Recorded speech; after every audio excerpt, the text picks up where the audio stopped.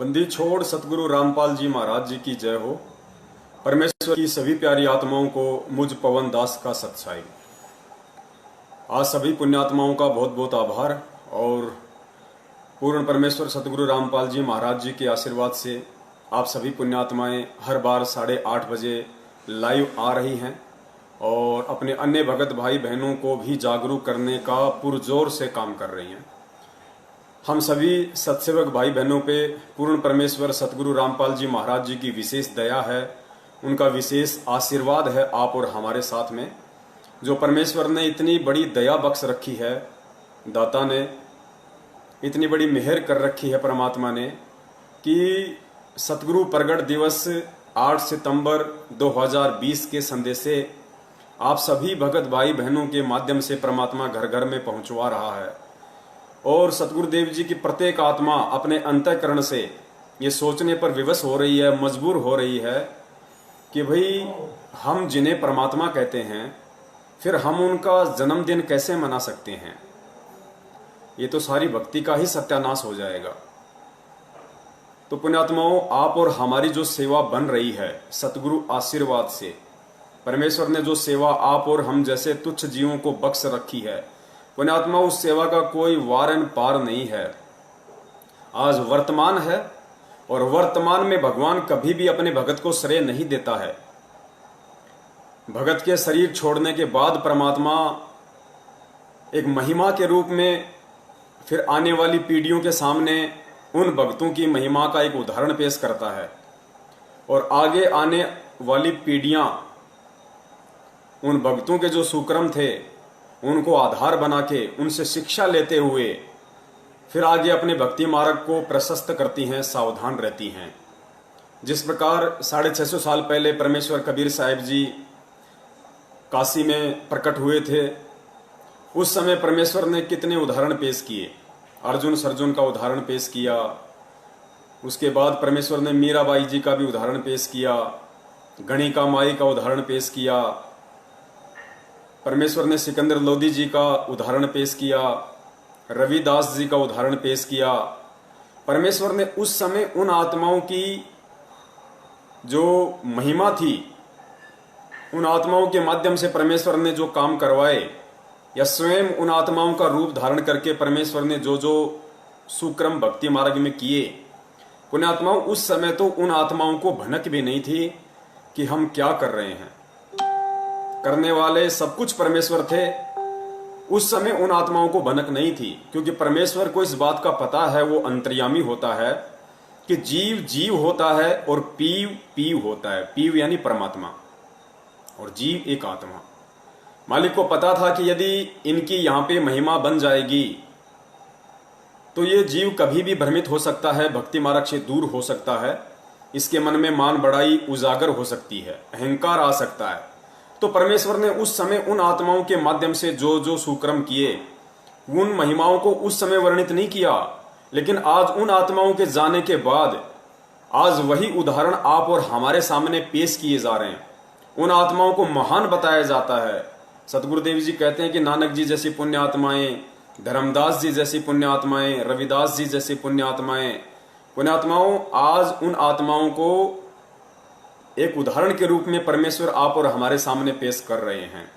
ठीक इसी प्रकार, ठीक इसी पैटर्न पे, इस भक्ति मार्ग और विधान के अनुसार सतगुरुदेव जी ने जो हमें अपने अनमोल सत्संगों में जो बताया, जो समझाया, उस आधार से पुण्यात्माओं आज जो काल भगवान के साथ में परमेश्वर के यंत्र सत्सेवकों की ज्ञान आधार से जो लड़ाई चल रही है और जो उदाहरण बन रहे हैं वर्तमान में कि परमेश्वर के बच्चे कितनी शालीनता से, कितने धैर्य के साथ में और किस तरह परमेश्वर के ज्ञान को आधार बनाते हुए विवेक के साथ में इस भक्ति मार्ग पे चल रहे हैं। सांसारिक और सामाजिक जो परिस्थितियां हैं उनको भी साथ साथ निभा रहे हैं और भक्ति मार्ग में परमेश्वर ने हमें जो सेवा दे रखी है, सुमरण दे रखा है, नित्य नियम आरतियां दे रखी हैं, जो नियम और मर्यादाएं दे रखी हैं, उनका भी साथ साथ हम निर्वाह कर रहे हैं। उनको भी हम तन्मयता के साथ में सतगुरु आशीर्वाद से निभा रहे हैं, उनको पूरा कर रहे हैं। पुण्यात्माओं, आने वाले समय में परमेश्वर ने कहा है कि 1000 वर्ष तक कम से कम ये भक्ति मार्ग निर्बाध रूप से चलेगा। यानी कलयुग में जो सतयुग है उसका समय परमेश्वर ने आगामी 1000 वर्ष के लिए निर्धारित किया है। पुण्यात्माओं, आप और हम जीव हैं, हम एक लिमिट समय के लिए यहाँ पे हैं। हमारे श्वासों का लेखा जोखा परमेश्वर ने निर्धारित कर रखा है। कोई 20 साल जिएगा, कोई 25 साल जिएगा, कोई 50 साल जिएगा, तो कोई 70 साल जिएगा। ठीक इसी प्रकार आज जो पूर्ण परमेश्वर कबीर साहिब जी परम पूज्य सतगुरु रामपाल जी महाराज जी के स्वरूप में 8 सितंबर 1951 से इस पृथ्वी पर प्रकट हैं, विद्यमान हैं। उन्होंने भी काललोक के विधान के अनुसार कि जो आया है वो जाएगा, उस आधार से उन्होंने भी एक दिन ये जो ओवरकोट है जो अपने तेजपुंज के शरीर के ऊपर उन्होंने डाल रखा है, इसको उतारना पड़ेगा, इस कोट को भी छोड़ना पड़ेगा। तो पुण्यात्माओं, 1000 साल तक जो मार्ग चलेगा उस समय ना ही तो सतगुरुदेव जी इस वर्तमान शरीर में रहेंगे, क्योंकि ये उन्हें भी छोड़ना पड़ेगा काललोक के विधान के अनुसार। और आप और हम जैसी पुण्यात्माओं की तो औकात ही क्या है, हमें भी छोड़ना पड़ेगा। तो पुण्यात्माओं, आगामी जो आत्माएं हैं जो 1000 वर्ष तक बिना सतगुरुदेव जी की, बिना अपने गुरु की उपस्थिति के जो भक्ति करेंगी, पुण्यात्माओं, उन आत्माओं के लिए क्या आधार रहेगा? वो आत्माएं किस चीज को आधार बना के भक्ति करेंगी, कैसे वो दृढ़ होंगी इस भक्ति मार्ग पे? उन आत्माओं को भक्ति मार्ग पे दृढ़ता के साथ बनाए रखने के लिए, उनको टिकाए रखने के लिए आज परमेश्वर संगत में जो घटनाएं घटित करवा रहे हैं, जो उदाहरण आप और हम जैसे सत्सेवकों के माध्यम से परमात्मा बनवा रहे हैं, पुण्यात्माओं, ये जो एग्जाम्पल हैं, ये आगामी 1000 वर्ष तक जो आत्माएं सत्य भक्ति करेंगी उन आत्माओं के लिए उदाहरण पेश होगा। तो पुण्यात्माओं, हाथ जोड़ के निवेदन है, हम सेवक हैं, और जब हमें इतना परमेश्वर ने तत्व ज्ञान दिया है, हमें इतनी सद्बुद्धि बख्शी, हमें इतनी दिव्य दृष्टि परमात्मा ने बख्शी है इन चीजों को समझने की, तो पुण्यात्माओं, वर्तमान में हमें जो एक्टिंग मिली हुई है, हमें जो रोल मिला हुआ है, हम उसको तन्मयता के साथ में निभाएं, बिल्कुल धैर्य और विवेक के साथ में हम चलें इस भक्ति मार्ग पे। आज यदि हमने जरा सी भी त्रुटि कर डाली तो आने वाली आत्माएं, उनके ऊपर क्या असर पड़ेगा, वो हमारे विषय में क्या सोचेंगी, ये सर्वविदित है। जिस प्रकार आज हम बात बात पर ये बोल देते हैं कि 650 साल पहले उन 64 लाख ने ज्ञान आधार नहीं बनाया, उन 64 लाख भक्तों ने कबीर साहिब को परमात्मा नहीं माना, उन्होंने परमात्मा को जन्म लिया हुआ मान लिया, उनको नीरू नीमा का बेटा मान लिया, जबकि हम ये विचार नहीं करते कि 650 साल पहले वो आत्माएं आप और हम स्वयं ही थी। तो पुण्यात्माओं, आज जैसे हम 650 साल पहले वाली आत्माओं को दोष दे देते हैं, हम उनको निम्न कैटेगरी में शामिल कर देते हैं कि उन्होंने ऐसी गलती कैसे कर दी, अरे परमात्मा ने 120 साल तक इतना ज्ञान समझाया, अरे उस परमात्मा ने तो लीला की थी, रविदास जी से हाथी किराए पे मंगवाया था, अपनी बेटी गणिका से कहा था कि बेटी तू कल सज धज के आना, बोलो जी पिताजी जैसी आपकी आज्ञा। रविदास जी को पीलवान बना दिया, अपनी बेटी को हार श्रृंगार के साथ हाथी पे बैठा दिया, स्वयं वो परमात्मा अपनी बेटी के पीछे बैठ गया, हाथ में एक बोतल ले ली जिसमें गंगा जल था, और अपनी बेटी के कंधे पे हाथ रख लिया, और रविदास जी हाथी को हाँकने लग गए काशी के बाजार से। आज हम कह रहे हैं कि उस समय कैसे बुद्धि नहीं आई, इतना ज्ञान लेने के बाद कैसे उन लोगों ने विचार नहीं किया कि वो परमेश्वर जिसने 120 साल तक इतना ज्ञान दिया, हमने कैसे ये सोच लिया कि वो परमात्मा शराब पिएगा, वो परमात्मा एक वैश्या के साथ में इस तरीके से व्यवहार करेगा। पुण्यात्माओं, वो और कोई नहीं थे, वो आप और हम ही थे। और जो बातें आज हम उन आत्माओं के लिए कर रहे हैं, उस समय जो आत्माएं थीं आप और हमारे में से, आज हम ये सतगुरुदेव जी के द्वारा तत्व ज्ञान लेने के बाद, इस स्तर का ज्ञान लेने के बाद 650 साल पहले वाली आत्माओं को हम कितनी घृणित दृष्टि से देख रहे हैं, हम उनको कितनी मंद बुद्धि और अज्ञानी आत्माओं की दृष्टि से देख रहे हैं। तो कहीं ऐसा ना हो पुण्यात्माओं कि इस पृथ्वी पे 8 सितंबर 1951 के दिन वो पूर्ण ब्रह्म परमेश्वर कबीर साहिब सतगुरु रामपाल जी महाराज जी के रूप में प्रकट है, और 27 वर्षों से सन 1994 से 18 नवंबर सन 2014 तक हमने उनसे जो अनमोल ज्ञान लिया 27 वर्षों तक, कहीं ऐसा ना हो कि वो ज्ञान लेने के बाद 8 सितंबर 2020 के दिन कुछ मनवस लोगों के कहने पे भेड़ चाल में चलते हुए हम उनका जन्मदिन मनाने की महाभूल कर बैठे। जन्मदिन मनाने का मतलब है हम उनको मानुष समझ बैठे, हम उनको जीव समझ बैठे कि संत रामपाल जी महाराज माता जी के गर्भ से बाहर आए हैं, जन्म लिया है। पुण्यात्माओं, ये महाभूल हमने भूल कर भी नहीं करनी है, वरना आज हमारा ये कर्म और आगामी जो आत्माएं होंगी उन आत्माओं के लिए वैसा ही हो जाएगा जैसा कि आज आप और हमारे लिए 650 साल पहले वाली आत्माओं के वो कर्म थे। उस समय उन्होंने परमात्मा को परमात्मा नहीं माना। कहीं ऐसा ना हो कि आज हम 8 सितंबर के दिन उस अविनाशी, उस अजन्मा, उस स्वयंभू परमात्मा सतगुरु रामपाल जी महाराज जी का जन्मदिन मनाकर और आगे आने वाली जो आत्माएं इस भक्ति मार्ग में हैं, कहीं हम उनके लिए मजाक ना बन जाएं।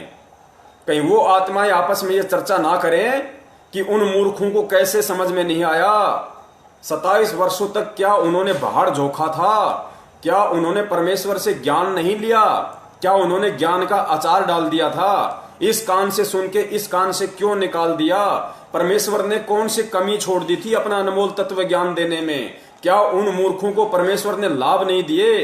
अरे मालिक ने तो इतने लोगों को, मुर्दों को जीवित किया, जिनकी उम्र नहीं थी उनको उम्र दी भक्ति के लिए, लोगों के रोग ठीक किए, कैंसर ठीक किया, एड्स ठीक किया, लाइलाज बीमारियां ठीक की। फिर वो निकम्मे, वो मंदबुद्धि आत्माएं, पुण्यात्माओं, आप और हमारे लिए वो शब्द यूज होंगे यदि 8 सितंबर को हमने ये महागलती कर दी तो इस गलती से कौन कौन पुण्य आत्माएं बचना चाहती है और कौन कौन पुण्य आत्माएं नहीं बचना चाहती है, इसका निर्णय आपने केवल और केवल सतगुरुदेव जी के ज्ञान को ही आधार बनाकर करना पड़ेगा। इसके अलावा इस दुनिया में और ऐसा कोई थर्मामीटर नहीं है, ऐसा कोई भी पैमाना नहीं है जिससे आप ये माप सको, आप ये नाप सको कि संत रामपाल जी महाराज जी माता जी से जन्म लेकर आए थे या फिर 8 सितंबर 1951 के दिन वो प्रकट हुए थे। और पुण्यात्माओं, पूर्ण परमेश्वर सतगुरु रामपाल जी महाराज जी ने अब तो अपने सत्संगों के माध्यम से इतनी बड़ी दया कर रखी है कि कुछ भी समझना नामुमकिन नहीं है। पुण्यात्माओं, दुनिया धोखा खा सकती है क्योंकि दुनिया के पास में केवल ज्ञान है, तत्व ज्ञान नहीं है। और हम भक्तों को परमेश्वर ने वो अनमोल तत्व ज्ञान दिया है, वो टॉर्च दी है जिससे हम गहरे से गहरे अंधेरे में भी देख सकते हैं। उस तार्किक शक्ति से, इस तत्व ज्ञान आधारित दिव्य दृष्टि से परमेश्वर ने जो दूरदृष्टि हमें दी है, इस ज्ञान आधार से हमें जो आगे का दिखाई दे रहा है। दुनिया को नहीं पता, दुनिया तो मजाक मानती है, कोई नरक नहीं, कोई गधा नहीं बनता, कोई सुअर नहीं बनता। लेकिन आप और हम जिन्होंने परमेश्वर के ज्ञान को आधार बनाया है, आज वो डर रहे हैं, आज वो डरने लग गए कि यदि भक्ति नहीं करी, उल्टे कर्म किए तो परमेश्वर ने कितने उदाहरण पेश किए हैं, कितने उदाहरण पेश किए।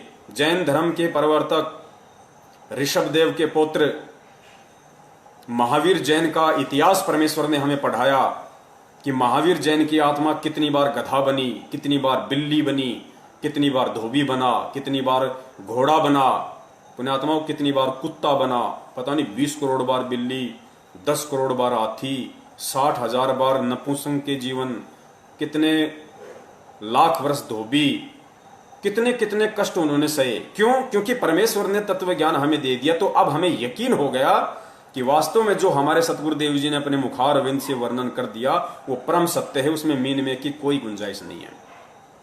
और सत्संगों में तो परमेश्वर ने अपने परमेश्वर होने के इतने उदाहरण पेश कर दिए, ज्ञानी आत्मा को समझने में तनिक भी देर नहीं करनी चाहिए। ऐसा ही एक छोटा सा और सत्संग है परमेश्वर का, वो आप जी सुनिए और मालिक दया करेंगे, बड़ी आसानी से समझ में आएगा। देखो, परमेश्वर पूर्ण संत केवल इशारा करेगा, संकेत करेगा और संकेतों से ही फिर हमने इस चीज को समझना पड़ेगा। तो परमेश्वर दया करें, एक छोटा सा वीडियो क्लिप है मालिक का, परमेश्वर क्या बताना चाह रहा है। परमात्मा ने ये बात कही उस समय जब वो स्वयं आए हुए थे, तो वो अपने से अतिरिक्त बोलते हैं। तो आज दास कह रहा है कि इस दास के अतिरिक्त पूरे विश्व में किसी के पास भी आध्यात्मिक यथार्थ मार्ग नहीं है, पूर्ण मोक्ष मार्ग नहीं है, शास्त्र अनुकूल साधना किसी के पास भी नहीं है। दोबारा सुनना पुण्यात्मा, यह चाहे कड़वी लागो चाहे मीठी, बात सच्ची है। अभिमान नहीं, परमेश्वर अपने तत्व ज्ञान समझ अतिरिक्त ही बोलते हैं। सुनना, परमात्मा ने ये बात कही उस समय जब वो स्वयं आए हुए थे, तो अपने से अतिरिक्त बोलते हैं, अपने से अतिरिक्त। तो आज दास कह रहा है कि इस दास के अतिरिक्त पूरे विश्व में किसी के पास भी आध्यात्मिक यथार्थ मार्ग नहीं है। पुण्यात्माओं, पूर्ण परमेश्वर सतगुरु रामपाल जी महाराज जी ने ये जो 20 सेकंड का छोटा सा जो वीडियो आप और हमारे सामने प्रस्तुत किया है, पेश किया है, इसमें कितना बड़ा रहस्य छुपा है। परमेश्वर ने साबित कर दिया कि मैं ही कबीर हूं, मैं ही परमेश्वर हूं। इन्होंने क्या कहा कि परमेश्वर जब भी आते हैं वो अपने से अतिरिक्त ही बोलते हैं। परमेश्वर जब भी आते हैं अपने से अतिरिक्त ही बोलते हैं। और तुरंत सतगुरु रामपाल जी महाराज जी ने क्या बोल दिया कि आज इस दास के अतिरिक्त पूरे विश्व में कोई संत नहीं है जिसके पास मोक्ष मार्ग हो। यानी पहले तो सतगुरु रामपाल जी महाराज जी ने परमेश्वर की जो लक्षण है वो बता दिए कि वो केवल अपने अतिरिक्त ही बोलता है, और तुरंत फिर स्वयं भी बोल दिया कि मुझ दास के अतिरिक्त पूरे विश्व में, अर्थात यदि परमेश्वर अपने से अतिरिक्त बोलते हैं तो आज वर्तमान में अपने से अतिरिक्त ये विश्व को संदेश देने वाले कि मेरे अतिरिक्त, इस दास के अतिरिक्त, इस रामपाल दास के अतिरिक्त पूरे विश्व में कोई संत नहीं है जिसके पास पूर्ण आध्यात्मिक मार्ग हो। एक बार दोबारा से सुन लो पुण्यात्माओं, यही संकेत होते हैं परम संत के, यही वो तत्व ज्ञान है जिसका हमें निष्कर्ष निकालना है। एक बार पुनः सुन लीजिए, शायद परमेश्वर दया कर दें। परमात्मा ने ये बात कही उस समय जब वो स्वयं आए हुए थे, तो अपने से अतिरिक्त बोलते हैं। तो आज दास कह रहा है कि इस दास के अतिरिक्त पूरे विश्व में किसी के पास भी आध्यात्मिक यथार्थ मार्ग नहीं है, पूर्ण मोक्ष मार्ग नहीं है, शास्त्र अनुकूल साधना किसी के पास भी नहीं है। पुण्यात्माओं, शब्द सैन सतगुरु की पेछाणी पाया अटल सुहाग रे, यही वो संकेत है, यही वो इशारे होते हैं पूर्ण संत के सत्संगों के बीच बीच में, जो हम आत्माओं ने उनके ज्ञान को आधार बना के पकड़ना पड़ता है, समझना पड़ता है। सद्बुद्धि भी परमेश्वर ही देता है, लेकिन परमेश्वर सद्बुद्धि देगा कब? जब हम उसको परमेश्वर मानेंगे। यदि हम उनको खाली रामपाल मानेंगे, कोई संत मानेंगे, एक साधारण सा गुरु मानेंगे, तो वो सद्बुद्धि, वो परमेश्वर बख्शिश नहीं करेगा जिसकी हमें अति आवश्यकता है। क्योंकि भक्ति मार्ग में गुरुदेव ने बताया कि बिना विश्वास के, यदि आपको भक्ति मार्ग में विश्वास नहीं है, क्योंकि भक्ति मार्ग का आधार क्या है? भक्ति मार्ग का आधार सर्वप्रथम शास्त्र होता है, और शास्त्र से जब यह साबित हो जाता है कि पूर्ण संत कौन है, और यदि आप उस पूर्ण संत की शरण में आ जाते हो, तो उसके बाद भक्ति मार्ग का आधार वो शास्त्र ना होकर वो परम संत हो जाता है। आपका गुरु ही आपका आधार हो जाता है। गुरुदेव कहते हैं ना, भाई कर ले गुरु वकील मुकदमा भारी है। भाई कर ले गुरु वकील मुकदमा भारी है। हम शरीर छोड़ते वक्त सोचें कि ये शास्त्र अपने कांख में दबा के ऊपर ले चलेंगे, हम पार हो जाएंगे, नहीं, हमें सतगुरु की ही आवश्यकता पड़ेगी। इसलिए इस भक्ति मार्ग में जब तक हमें विश्वास नहीं होगा, क्या विश्वास नहीं होगा कि मैं जिनकी भक्ति कर रहा हूं और मैं जिनकी शरण में हूं वो कोई परम शक्ति है या नहीं है। एक छोटी सी ऑडियो क्लिप, क्योंकि ये थोड़ी भूमिका बन रही है पुण्यात्माओं, आगे परमेश्वर आज जो खुलासा करवाएंगे, क्योंकि बहुत सारे भगत भाइयों की काफी शंकाओं का तो परमेश्वर ने वीडियो बनवा के 2-4 दिन से काफी तो निवारण हो गया है उनकी शंकाओं का, लेकिन कुछ एक भगत भाइयों की ये शंका रह गई कि भाई बाकी बात तो ठीक है, हमारे समझ में आ गई कि संत रामपाल जी महाराज जी अकेले वो संत हैं जिन्होंने दुनिया में ये अनमोल तत्व ज्ञान दिया है। शास्त्रों को खोल खोल कर खुले में टीवी चैनलों पे यदि किसी ने दिखाया है तो केवल हमारे पूज्य गुरुदेव सतगुरु रामपाल जी महाराज जी हैं। लेकिन हमारे शंका इतनी सी है कि भाई कबीर साहिब जी ने कभी शादी नहीं की, कबीर साहिब जी के कभी बच्चे पैदा नहीं हुए, तो समझ में हमारे ये नहीं आ रहा कि यदि 8 सितंबर 1951 से यदि वो प्रकट हैं, संत रामपाल जी महाराज जी के स्वरूप, उनके शरीर को काम में लेते हुए यदि साक्षात वो कबीर परमेश्वर ही उनके स्वरूप है, उस रूप में है, तो शादी क्यों की? अंजू मंजू वीरेंद्र और मनोज को पैदा क्यों किया? अनारो माई के पति क्यों कहलाए? परमेश्वर के तो ये कर्म नहीं होते कि वो शादी करता है, वो बच्चे पैदा करे। अब इस बात को तो हम झुठला भी नहीं सकते, क्योंकि उनके 4 बच्चे भी हैं, उन्होंने शादी भी की है। तो पुण्यात्माओं, आज का ये महत्वपूर्ण विषय होगा और ससबूत परमेश्वर इसको साबित करवा देंगे, आज ही करवा देंगे। हमारा एक भाई था पहले, अब तो वो गुरुद्रोही हो गया। देखो पुण्यात्माओं, आत्मा सब परमात्मा की है, चाहे गुरुद्रोही की हो या चाहे वर्तमान भगत की हो। राग द्वेष हमें ना गुरुद्रोही से करना है, ना हमें किसी जगत वाले से करना है, ना हमें किसी वर्तमान से करना है। तो परमेश्वर ने सिखाया ही नहीं। गुरुद्रोही अपना कर्म भोगेगा, भगत अपना सुक्रम पाएगा। ठीक है, हमें जो मर्यादा जो परमात्मा ने बताई है, गुरुद्रोही से जो बचने के तरीके परमेश्वर ने बताए हैं, हमें उनको अवश्य फॉलो करना है। बाकी राग द्वेष हमें किसी से नहीं करना। तो हमारा जो संजय भाई था वो अभी गुरुद्रोही हो चुका है, पूर्ण रूप से गुरुद्रोही हो चुका है। स्वयं वो जगत गुरु की उपाधि ले चुका है, पूर्ण गुरु की उपाधि ले चुका है, तत्वदर्शी संत की उपाधि ले चुका है वो।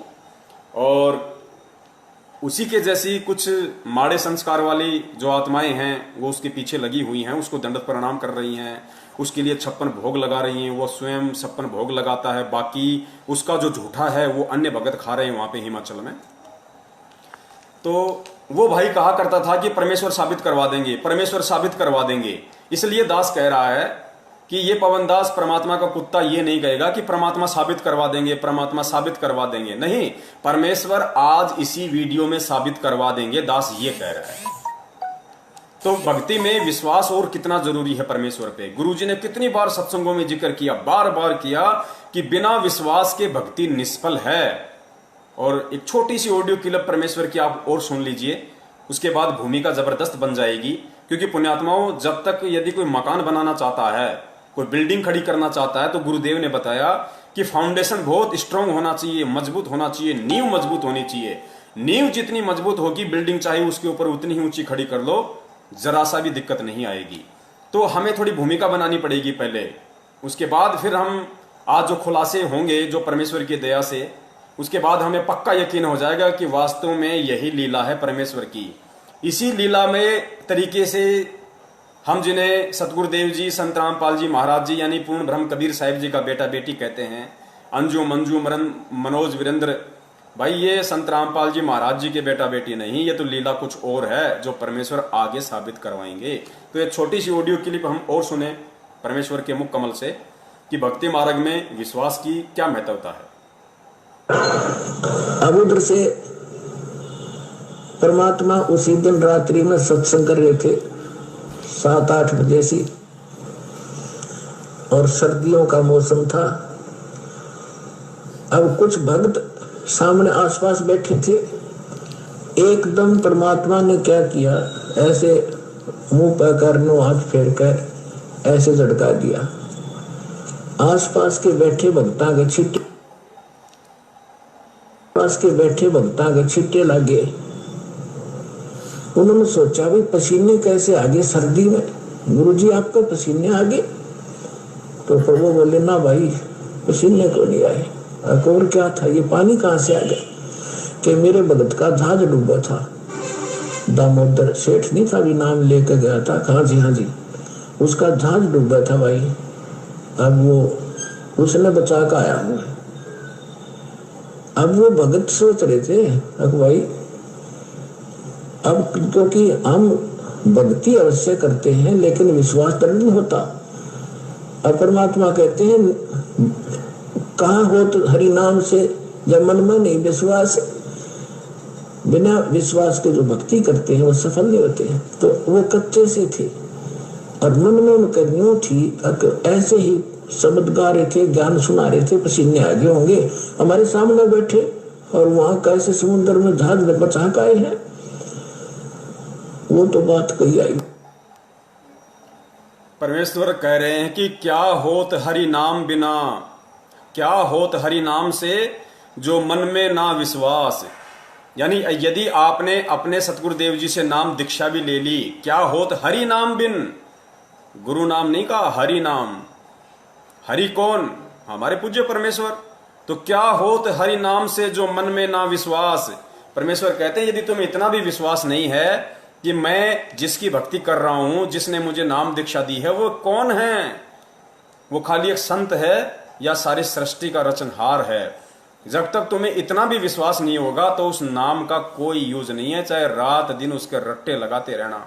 गुरुदेव कहते हैं ठीक है, जैसा करोगे वैसा मिल जाएगा, लेकिन जिस चीज के लिए हम भक्ति कर रहे हैं, जो पापड़ बेल रहे हैं, संघर्ष कर रहे हैं, वो है मोक्ष। मोक्ष नहीं हो पाएगा जब तक हम गुरुदेव पे विश्वास नहीं करेंगे। तो पुण्यात्माओं, ब्लाइंड फेथ की जब जब सतगुरु रामपाल जी महाराज जी बात करते हैं तो ब्लाइंड फेथ के विषय में उन्होंने कहा कि सतगुरु के ऊपर, अपने गुरु के ऊपर, उनके प्रत्येक वचन के ऊपर तुम लोगों ने ब्लाइंड फेथ करना होगा, अंधविश्वास करना होगा। और साथ ही परमेश्वर ने फिर यह भी क्लियर किया कि ब्लाइंड फेथ केवल अपने गुरु के ऊपर ही करना है। जब तुम्हारा गुरु तुम्हें यह साबित कर दे कि मैं ही सच्चा गुरु हूं और मैंने तुम्हें जो मंत्र दिए हैं वो वास्तविक यथार्थ सत्य भक्ति के मंत्र हैं, ये वही मंत्र हैं जो परमेश्वर ने 650 साल पहले आके दिए, जो धर्मदास जी को दिए, मलुक दास जी को दिए, गरीबदास जी को दिए, दादू जी को दिए, नानक जी को दिए, और उन आत्माओं का उद्धार हुआ। उसके बाद पुण्यात्माओं, हमें ब्लाइंड फेथ केवल और केवल सतगुरु पे करना है, सतगुरु के भाई पे नहीं, सतगुरु की मां पे नहीं, सतगुरु के पापा पे नहीं, सतगुरु के भाई बंधुओं पे नहीं, उनके कोऑर्डिनेटर सिस्टम पे नहीं, केवल सतगुरु के ऊपर।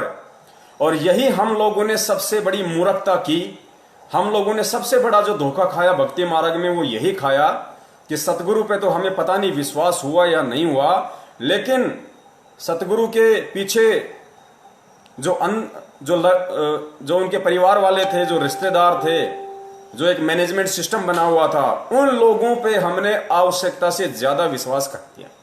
अपनी सर की पगड़ी उतार के उनके चरणों में रख दी हमने। वो ब्लाइंड फेथ हमारा गलत था, हमारा रॉन्ग था।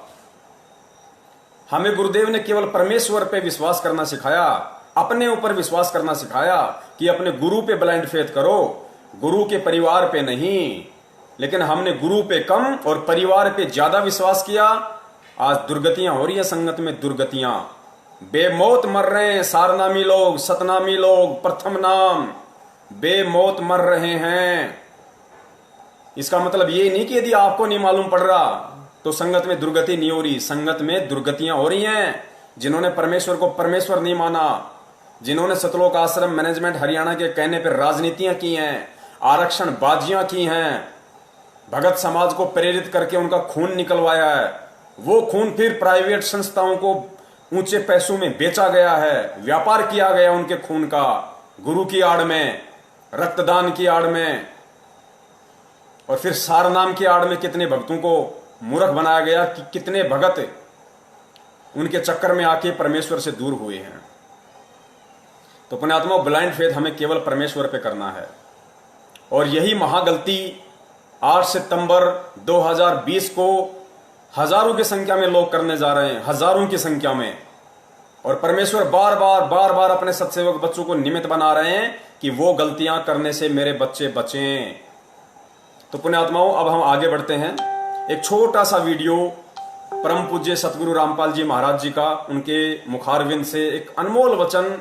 ये वीडियो आप सुनोगे पुण्यात्माओं, आपकी आत्मा गदगद हो जाएगी कि परमेश्वर ने स्पष्ट संकेत दे दिया, खुलकर संकेत दे दिया। इस वीडियो में आप ये ना समझना कि इससे पहले कबीर साहिब जी का प्रकरण चल रहा था और उस आधार से परमात्मा अपने ऊपर लेके कह रहे हैं। नहीं, इस वीडियो में परमेश्वर ने अपने आप को जनाते हुए कि मैं ही कबीर हूं, मैं ही परमात्मा हूं, स्पष्ट रूप से वो नहीं बोल पा रहे अपने विधान के अनुसार, काल भगवान को दिए गए वचन के अनुसार, लेकिन पुण्यात्माओं उन्होंने स्पष्ट बोलने में कोई कमी भी नहीं छोड़ी इस छोटे से वीडियो में, 1.5 मिनट के वीडियो में। और परमेश्वर की जो आत्माएं होंगी वो तुरंत पकड़ जाएंगी इस बात को कि सतगुरु रामपाल जी महाराज जी के रूप में हमारे सामने कौन प्रकट है, कौन उपस्थित है। और 8 सितंबर को हम उनका जन्मदिन मनाकर कितनी बड़ी महाभूल अपने जीवन की करने जा रहे हैं। सुनिए परमेश्वर के मुखारविंद से, एक एक शब्द को ध्यान से सुनना पुण्यात्मा, एक एक शब्द को। ये काल का लोक है। और यहाँ क्या हाल है प्राणी का, एक रोटी के लिए सारा जीवन भटका मर जाता है और पूरा नहीं पटता इसका। और उसके साथ साथ फिर 36 टेंशन और ला रखी इसने। तो ये इतना दुखी क्यों कर रहा है आपको? ये इसलिए कर रहा है कि तुम मेरे बच्चे हो। और इसने वहां गलती करी थी और साथ करी थी तुमने। अब आप मुझे बुरे नहीं लगते?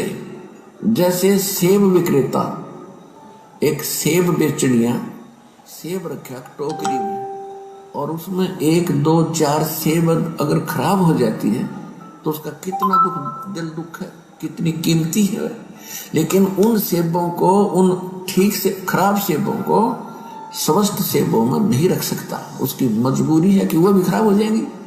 तो तुम खराब सेब होगी थी और तुमको वहां से निकालना मेरी मजबूरी थी ना, तुम ओरा न भी बिगाड़ो। इसलिए तुम्हें फेंकना पड़ा कुर्डियों पे, या कुर्डी है या सड़ रहे हो। और अब भी मुझे, अब वो तो एक उदाहरण है, लेकिन आत्मा और सेब में इतना अंतर है कि तुम्हारे अंदर मलिनता आ गई थी। अब यहाँ भट्ट में तुम जल रहे हो। अब तुम्हें ज्ञान देकर और सच्चाई बताकर मैं फिर आपको वापस ले जाना चाहता हूँ और ऐसा मंत्र दूंगा तुम फिर से उसी स्थिति में आ जाओगे, ऐसे भक्ति युक्त हो जाओगे। पुण्यात्माओं, परम पूज्य परमेश्वर सतगुरु रामपाल जी महाराज जी ने इस छोटे से वीडियो में 3 पॉइंट बोल के सीधे सीधे अपने ऊपर लेकर ये स्पष्ट कर दिया, ये साबित कर दिया कि मैं ही कबीर हूं। शुरुआत में परमेश्वर ने कहा कि तुम मेरे बच्चे हो, जबकि परमेश्वर तो एक आम भगत की भूमिका भी कर रहे हैं, संत की भूमिका भी कर रहे हैं। कई बार सत्संगों में परमेश्वर कहते हैं कि हम सब काल के लोक में आ गए, हम सब इसके ऊपर आसक्त हो गए, हम सब भ्रमित हो गए। और आज स्पष्ट कर रहे हैं कि तुम मेरे बच्चे हो, अपने तरफ इशारा करके। फिर कहते हैं, फिर दूसरा परमेश्वर ने बताया कि सतलोक से तुम्हें निकालना मेरी मजबूरी हो गई। ये नहीं कह रहे कि कबीर जी की मजबूरी हो गई, स्पष्ट बोल गए परमेश्वर कि तुम्हें काल वहां सतलोक से निकालना, तुम्हारे अंदर मलिनता आ गई थी तो तुम्हें निकालना मेरी मजबूरी हो गई। और तीसरी बार कह रहे हैं कि मैं तुम्हें अब वापस लेने के लिए आया हूं। बच्चों, मैं तुम्हें वापस लेने के लिए आया हूं। पुण्यात्माओं, और संकेत होते क्या हैं? संकेत यही तो होते हैं। अब इससे ज्यादा गूढ़ संकेत परमेश्वर देंगे तो हम समझ ही नहीं पाएंगे, क्योंकि हमारी बुद्धि वहां तक काम ही नहीं करेगी। पुण्यात्माओं, हम जीव हैं, जीव, चाहे यहां कोई राष्ट्रपति हो, चाहे प्रधानमंत्री हो, और जीव की सोच, जीव की मेमोरी केवल कुछ MB की है, 1 या 2 MB बड़ी मुश्किल से। यहां का जो बड़े सा बड़ा, जो हम विद्वान समझते हैं, जिसको वैज्ञानिक समझते हैं, साइंटिस्ट समझते हैं, जिसने बड़े से बड़े आविष्कार किए हैं, उसकी बुद्धि केवल कुछ MB की है। और परमेश्वर का ज्ञान है करोड़ों GB का, करोड़ों GB का। तो सोचो वो कैसे समा सकता है हमारे अंदर? नहीं। इसलिए परमेश्वर उसी तरीके से संकेत करते हैं, उसी तरीके से इशारा करेंगे जो हम समझ सकें, जो हम समझ सकें। और हमारे लिए उतना ही पर्याप्त है कि वो संकेत समझ के हम निकल ले यहां से। तो विषय हमारा सतगुरु प्रकट दिवस को लेकर है, और 2 दिन तक और परमेश्वर दास को लाइव लेके आएंगे छोटे छोटे मुद्दों पे, ताकि परमेश्वर की आत्माओं तक संदेशा ज्यादा से ज्यादा जाए। और दास निवेदन करेगा, अब आगे परमेश्वर महाखुलासा करवाएंगे उस बात का जिन लोगों को यह शंका है कि यदि आपके गुरु सतगुरु रामपाल जी महाराज परमात्मा हैं, पूर्ण ब्रह्म परमेश्वर हैं, यदि वो प्रकट हुए हैं, आज साक्षात संत रामपाल जी महाराज के स्वरूप में हैं, तो फिर उनके बच्चे क्यों, उन्होंने शादी क्यों की, उन्होंने स्त्री भोग क्यों किया? तो उसके लिए दास निवेदन करेगा, ज्यादा से ज्यादा आप जी शेयर को बटन दबाएं, शेयर का बटन दबाएं, और ज्यादा से ज्यादा जितने भी फेसबुक के ग्रुप हैं, क्योंकि पुण्यात्माओं मजा तभी आएगा जब संदेशा हमारे भगत भाइयों तक ज्यादा से ज्यादा जाएगा। पुण्यात्माओं, भगत ही नहीं, जगत वालों को भी परमेश्वर के वचन सुनने में बड़ा आनंद आ रहा है वर्तमान में, क्योंकि हर आदमी दुखी है और हर आत्मा परमात्मा की है, और ऊपर से ठीक का समय आ गया। तो पुण्यात्माओं, बच के कोई निकल नहीं सकता, सबको इस परमेश्वर की शरण में आना पड़ेगा। तो अब हम बढ़ते हैं हमारे उस खुलासे की तरफ जो परमेश्वर ने आज हम दासों को निमित्त बनाया है भगत और जगत को संदेशा दिलवाने के लिए। तो पुण्यात्माओं, सतगुरुदेव जी ने अपने सत्संगों में कोई कमी नहीं छोड़ी, हर पॉइंट को उन्होंने क्लियर किया है। अब कमी यदि ना समझी कि कहीं ना कहीं है तो केवल हम जीवों की है, क्योंकि या तो हम ध्यान से उनके सत्संग नहीं सुनते, या फिर हम परमेश्वर को परमेश्वर ना मान के और एक आम संत की तरह उनके साथ व्यवहार करते हैं और भक्ति भी करते रहते हैं, तो वो सद्बुद्धि हमें बख्शिश नहीं होगी जो एक सुयोग्य भगत को होनी चाहिए। तो इस बात का जो सबूत है, जो खुलासा है, वो सन 2012 में ही परमेश्वर सतगुरु रामपाल जी महाराज जी ने सतलोक आश्रम बरवाला में ये पुस्तक लिखी थी जिसका नाम है कबीर सागर का सरलार्थ। इसको 2016 में सतलोक आश्रम मैनेजमेंट हरियाणा ने टाइपिंग करवाकर अपने धार्मिक व्यापार के लिए संगत में भिजवा दिया, बंटवा दिया इसको। लेकिन और कहा कि सन 2016 में एक लेटर निकाला इन लोगों ने कि संत रामपाल जी महाराज जी ने हिसार जेल से लिख के भेजा है 400 पेज का कबीर सागर, जबकि इसकी भूमिका में लिखा हुआ है। आप पढ़ना पुण्यात्माओं, दास इतना नहीं पढ़ा पाएगा आपको सारा, क्योंकि समय का अभाव है, इंटरनेट का भी अभाव है, दास के पास इतना नेट नहीं है। इसकी भूमिका में ही लिखा हुआ है, सतगुरु रामपाल जी महाराज जी स्वयं कह रहे हैं कि इस दास ने मात्र 2 महीने के अंदर अंदर पूरे कबीर सागर को पढ़ा, उसका निष्कर्ष निकाला, और पूरा निष्कर्ष निकाल के मात्र 2 महीने के अंदर अंदर सन 2012 में इस कबीर सागर को लिपिबद्ध कर दिया था। मैनेजमेंट ने तो केवल इसको टाइप करवाया, टाइप, और कुछ मिलावट भी कर रखी है, वो भी आपको बताएंगे, वैसे तो वीडियो बने हुए हैं उसके ऊपर। तो परमेश्वर ने इसी के अंदर वो गहरा रहस्य छुपा रखा है। उस सवाल का जवाब परमेश्वर ने इस कबीर सागर के पेज नंबर 70 के ऊपर छुपा रखा है पुण्यात्माओं। पेज नंबर 70 ध्यान से पढ़ना, ज्यादातर भक्तात्माओं के घर पे रखा भी होगा। तो चलिए हम सीधे चलते हैं point two point page number 70 पे। पेज नंबर 70, ये देखिए पुण्यात्माओं, ये है पेज नंबर 70। आपको उल्टा दिखाई देगा, इसलिए दास पढ़ के आपको सुनाएगा, आप देख लेना अपने घर पे। इसमें दास आपको थोड़ा सा मौखिक बता देता है। इसमें श्री कृष्ण जी का मैटर है, थोड़ा सा श्री कृष्ण जी और दुर्वासा ऋषि जी का थोड़ा सा मैटर है। और मैटर ये है कि परमेश्वर ने ये जो अनमोल कथा इस कबीर सागर के पेज नंबर 70 पे लिपिबद्ध की है, इसका बहुत बड़ा रहस्य था। और पुण्यात्मा, जब तक ठीक का समय नहीं आएगा, जब तक किसी भी चीज को बताने का, किसी भी चीज को वायरल करने का ठीक का समय नहीं आएगा, तब तक ना ही तो उस चीज को परमेश्वर बताता है और ना ही उस चीज को बताने के लिए और उस चीज को समझने के लिए अपने किसी भगत को सद्बुद्धि देता है। जब ठीक का समय आएगा तो परमात्मा भैसाराम से भी वेद मंत्र बुलवा देगा, वो इतना समर्थ है। तो दास की और मेरे जितने भी सत्सेवक भाई बहन हैं, उनकी कोई औकात नहीं है कि हम आप लोगों को इस वक्त ये संदेश दे सकें। हमारी स्थिति तो उस गधे के जैसी है जिसके विषय में कहा जाता है कि अल्लाह मेहरबान तो गधा पहलवान। तो हमारे ऊपर तो हमारे पूर्ण ब्रह्म परमेश्वर, वो अल्लाह, वो सतगुरु रामपाल जी महाराज जी मेहर है, उनकी मेहर है, वो मेहरबान है, जो हम जैसे गधों को पहलवान बना के संगत में छोड़ रखा है और अपने भगत भाई बहनों तक संदेशे जा रहे हैं। तो इसमें जो प्रकरण है वो दुर्वासा ऋषि और श्री कृष्ण जी को लेकर है। दास थोड़ा सा मौखिक बता देता है, फिर आपको ये पढ़कर भी बता देगा ताकि आपको और अच्छे से समझ में आए। तो परमेश्वर ने इसमें लिखा है, चलो पहले दास आपको पढ़ के बता देता है पुण्यात्माओं। श्री कृष्ण जति और दुर्वासा निराहारी थे। श्री कृष्ण जी जति पुण्यात्माओं, इसी कबीर सागर के पेज नंबर 70 पे परमेश्वर ने 2 प्रकार के जति बताए।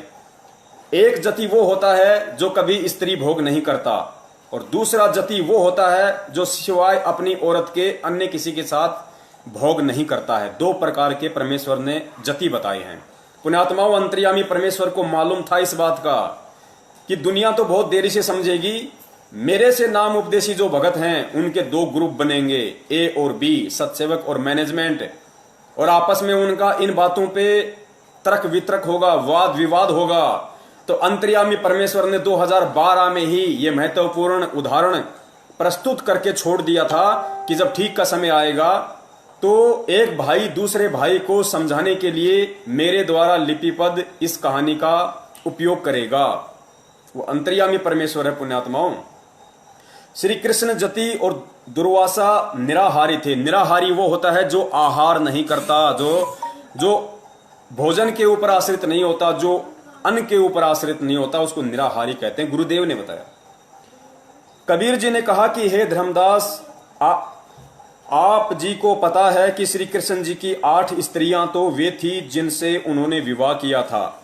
16,000 वे स्त्रियां थीं जिनको एक राजा से युद्ध करके छीन कर लाए थे, तथा अन्य जो मथुरा वृंदावन की गोपियां थीं, इन सब के साथ श्री कृष्ण जी ने भोग विलास और कोष्टक में लिखा हुआ सेक्स करते थे।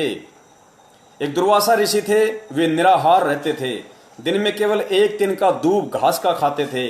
दूब को ध्रुवा भी कहते हैं। केवल दूब के घास मात्र तिनके पर आधारित रहने के कारण ऋषि का नाम दुर्वासा प्रसिद्ध हुआ।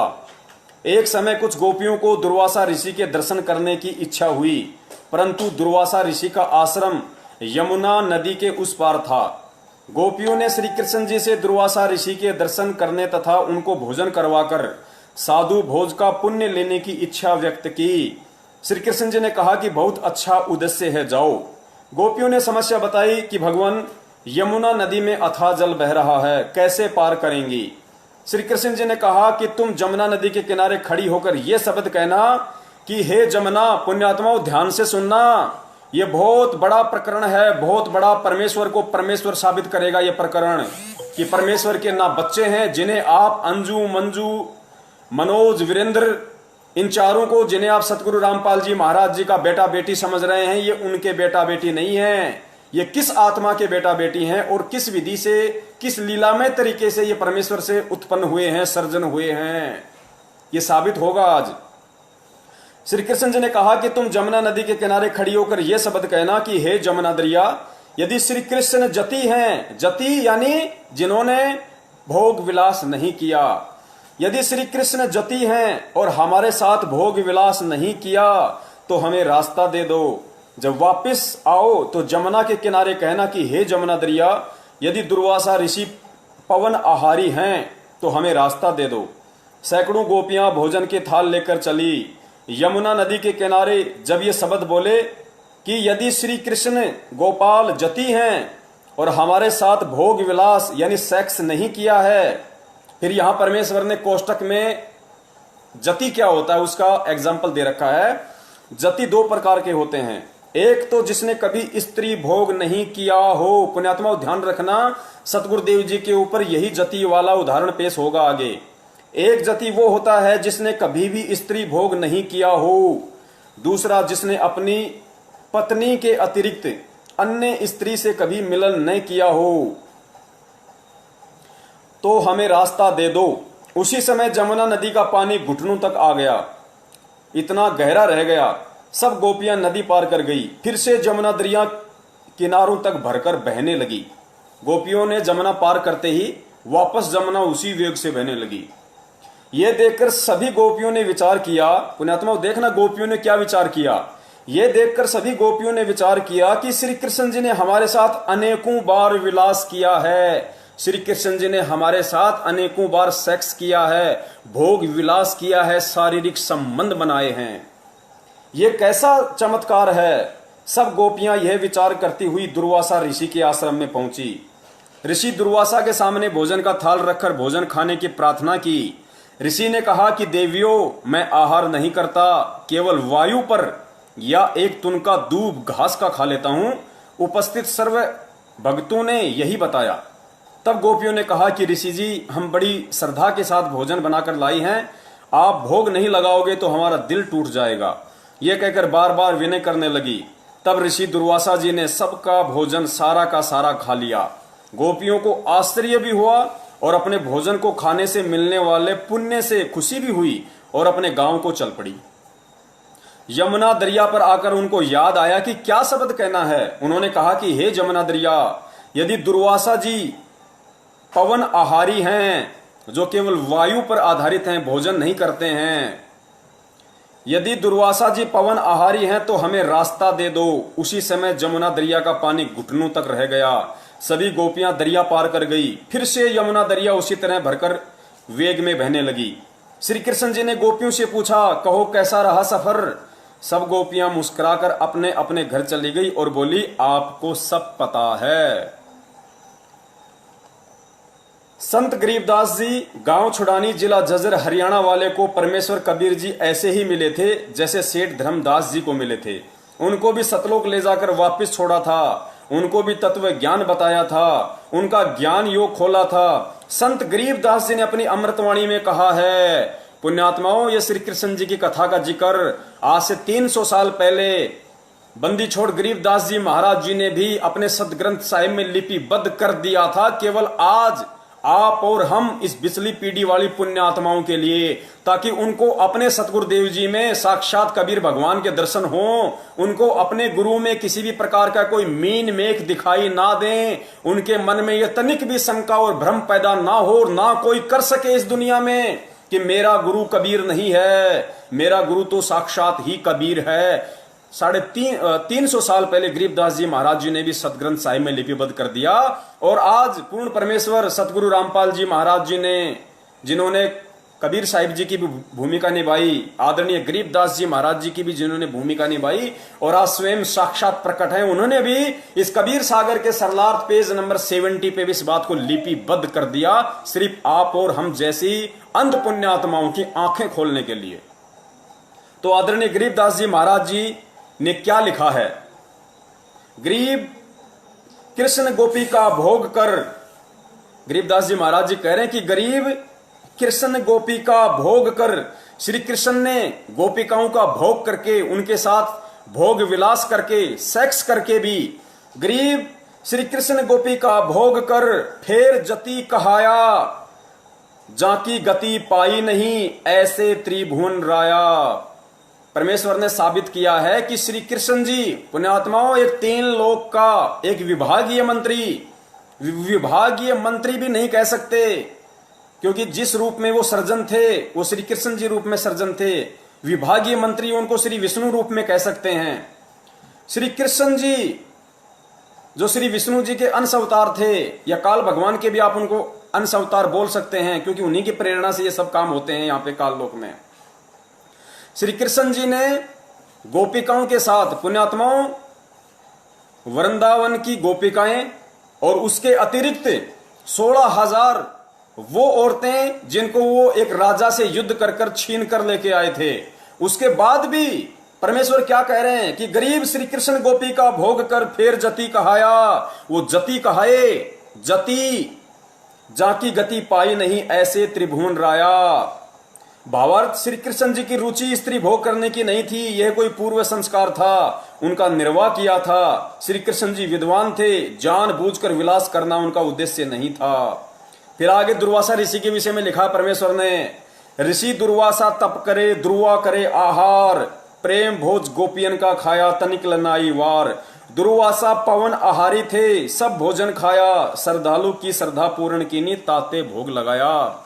पुण्यात्माओं, इस कथा से केवल हमें इतना ही सारांश लेना था। इस कथा से परमेश्वर ने यह साबित किया है कि श्री कृष्ण जी जो एक छोटी सी पावर थी, पुण्यात्माओं, परमेश्वर के तो पैर के नाखून के 1,00,000वें हिस्से के बराबर भी श्री कृष्ण जी नहीं है, और ना ही दुर्वासा ऋषि जी थे, क्योंकि ये सब भी उसी परमेश्वर से प्राप्त पावर से अपने सारे काम करते हैं। क्योंकि काल भगवान आप और हमारी भक्ति कमाई से टैक्स लेता है, गुरुदेव ने बताया, उस टैक्स से ही अपना सारा सिस्टम चला रहा है। इन आत्माओं से भक्ति करवा देता है ओम नाम की, इन आत्माओं से किसी जन्म में वो तप करवा देता है, उस तप के बदले फिर उनको इस तरह का जीवन दे देता है, इनकी महिमा बन जाती है। तो श्री कृष्ण जी जो एक छोटी सी पावर थी, पुण्यात्माओं, जब वो 16,000 औरतों के साथ में और वृंदावन की गोपियों के साथ में अनेकों बार भोग विलास करके भी जति कहला सकते हैं, तो फिर हमारे पूज्य परमेश्वर सतगुरु रामपाल जी महाराज जी तो स्वयं साक्षात पूर्ण ब्रह्म कबीर साहिब हैं, फिर वो जति क्यों नहीं कहला सकते? पुण्यात्माओं, श्री कृष्ण जी ने 16,000 औरतों के साथ भोग विलास किया था, गोपियों के साथ भोग विलास किया था, और उनके भोग विलास करने से उनके पुत्र भी उत्पन्न हुए, बेटे बेटियां भी उत्पन्न हुई। उन गोपियों को, उन 16,000 रानियों को पुत्र पुत्रों की भी प्राप्ति हुई। तो ये विचारणीय विषय है कि उन गोपियों की जो संतान थी, उनका बाप कौन कहलाया, उनका पिता कौन कहलाया, बिना भोग बिना सेक्स के वो बच्चे कैसे उत्पन्न हुए। उसके बाद भी आदरणीय गरीबदास जी महाराज जी ने उनको जति की संज्ञा दी है, सिर्फ और सिर्फ इसलिए कि इस कलयुग की बिचली पीढ़ी में जब भगत समाज के सामने ये सवाल खड़ा होगा, ये प्रश्न खड़ा होगा कि संत रामपाल जी महाराज जी ने तो शादी की है, स्त्री भोग किया है, उनके तो बच्चे हुए हैं, फिर वो परमात्मा कैसे हैं, तो उसका जवाब ये श्री कृष्ण जी की कथा है।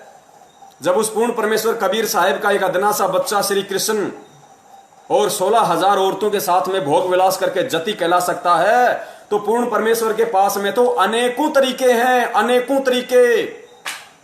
पुण्यात्माओं, पूर्ण परमेश्वर कबीर साहिब अनंत कलाओं के भगवान हैं, अनंत कलाओं के भगवान। उन्हें भोग करने की क्या आवश्यकता पुण्यात्माओं। लेकिन लीलावश वो कुछ भी कर लेते हैं, असंभव परमेश्वर के लिए कुछ भी नहीं है। पुण्यात्माओं, परमेश्वर तो परमेश्वर होता है, उनके तो ना कोई लिंग होता है, ना कोई योनि होती है। लेकिन 650 साल पहले जब परमेश्वर आए, शिशु रूप में प्रकट हुए, तो उनको भी पुरुष इंद्री थी। क्योंकि मुसलमान भाई जब उनकी खतनी करने के लिए गए, तो परमेश्वर ने एक की जगह 5-5 इंद्री दिखाई उनको, 5-5। तो भगवान के तो इंद्री होती ही नहीं, इंद्री तो जीव के होती है। फिर कबीर साहिब जी की इंद्री क्यों थी? तो पुण्यात्मा, इसी लीला को हमें समझना है। हमें इसी उदाहरणों से, इन्हीं बातों से हमें सतगुरु रामपाल जी महाराज जी के ऊपर उन सब एग्जाम्पलों को केंद्रित करना है। गुरुदेव ने क्या कहा था कल, परमेश्वर ने जो वीडियो बनवाया था कि वो जो 9 पेज का जो लेटर आया था हिसार जेल से, भगत ए और भगत बी वाला, उसमें परमेश्वर ने यही तो बताया कि पुण्यात्माओं सारी लीलाएं 650 साल पहले वाली चल रही हैं। तो पुण्यात्माओं, किसने भोग किया? जैसे सुदर्शन जी थे, सुदर्शन जी को तो मालूम भी नहीं कि पांडुओं की यज्ञ कौन सफल कर रहा है, और परमेश्वर उनका रूप बना के उनकी यज्ञ सफल करके आ गए। तो परमेश्वर है पुण्यात्माओं, उन्हें भोग करने की आवश्यकता नहीं है, ना वो कभी भोग करते हैं, ना उनके गुणों में और लक्षणों में है। इंद्रो माई का किस आत्मा के साथ में पूर्व जन्म का संस्कार था, उस संस्कार का निर्वाह परमेश्वर ने लीलामय तरीके से। पुण्यात्माओं, हमें शरीर वरीर दिखाई नहीं देते, हमें इंद्रो माई को अवश्य लगा, क्योंकि जीव को महसूस नहीं होगा ये सब। जिस प्रकार उन गोपियों को महसूस नहीं हो रहा था, जिस प्रकार उन गोपियों को पता नहीं पड़ा, उन गोपियों को महसूस नहीं हुआ, उन्होंने कभी भी ये मन में नहीं लाए कि श्री कृष्ण के अलावा हमारे साथ किसने भोग किया होगा क्या। वो तो आश्चर्य में पड़ गई कि श्री कृष्ण ने तो अनेकों बार हमारे साथ भोग विलास किया है, ये कैसा अचरज हो गया। इसी प्रकार अनारो माई को इस बात का तनिक भी आभास नहीं हो सकता, उनको तनिक भी एहसास नहीं हो सकता, जिस प्रकार उन गोपियों को नहीं हुआ। और जब गोपियों को नहीं हुआ और फिर श्री कृष्ण जी जति कहला सकते हैं, तो इधर हमारे परमेश्वर तो उनके बाप हैं, बाप, ये क्या नहीं कर सकते। तो पुण्यात्माओं, ये उदाहरण हमें समझने पड़ेंगे। परमेश्वर के ये अनमोल वचन, ये सत्संग गुरुदेव ने क्या बताया। क्या कभी भी सतलोक आश्रम बरवाड़ा में गुरुदेव ने कभी भी किसी भगत को किसी भी सत्संग में ये कहा कि भाई मेन गेट के पास में जो शंका समाधान का एक कमरा बना हुआ है, वहां मैंने मेरे छोटे भाई महेंद्र को बैठा रखा है, और तुम भक्तों को जो भी शंका हो वहां जाके समाधान करवा लो? कभी नहीं कहा परमेश्वर ने, कभी नहीं कहा। क्यों नहीं कहा? क्योंकि परमेश्वर को पता है कि यदि ये दूसरों के आश्रित हो जाएंगे तो जीव जीव को भ्रमित कर सकता है, जीव जीव को भ्रमित कर सकता है।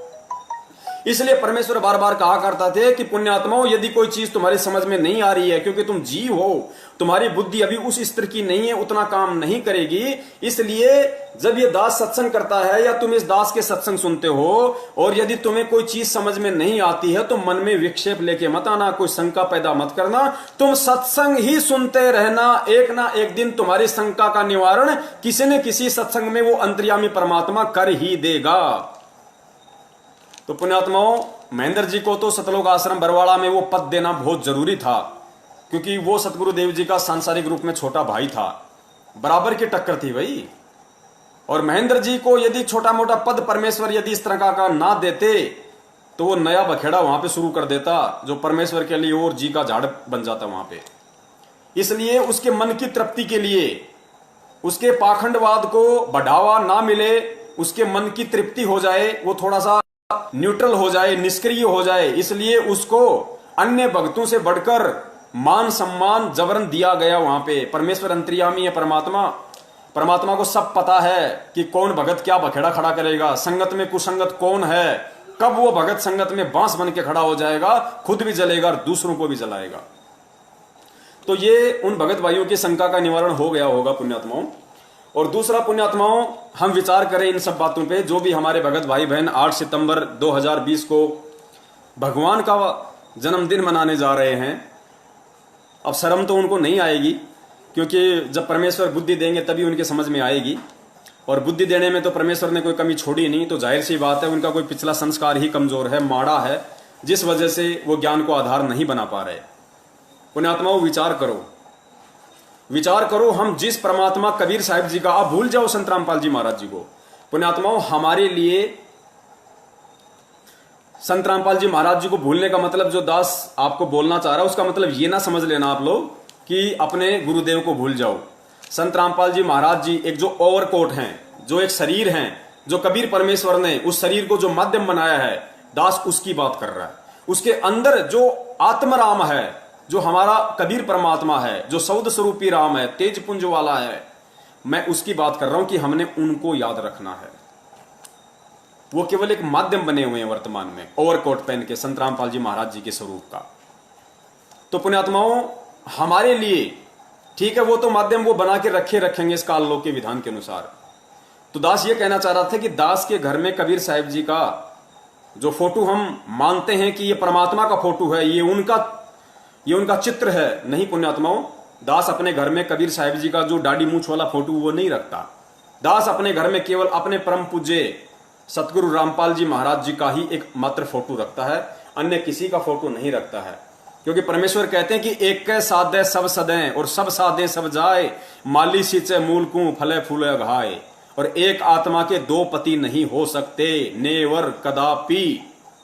तो हमें एक में ही भाव रखना है, हमें एक में ही श्रद्धा रखनी है। यही संत रामपाल जी महाराज जी के रूप में जो साक्षात कबीर परमेश्वर बैठे हैं, वही हमारा पिता है, वही हमारा बाप है, वही हमारा पिता है, वही हमारा पति है। इसके अतिरिक्त हमने अन्य की कोई आस्था रखनी ही नहीं। अरे परमेश्वर के तो असंख्य रूप हैं।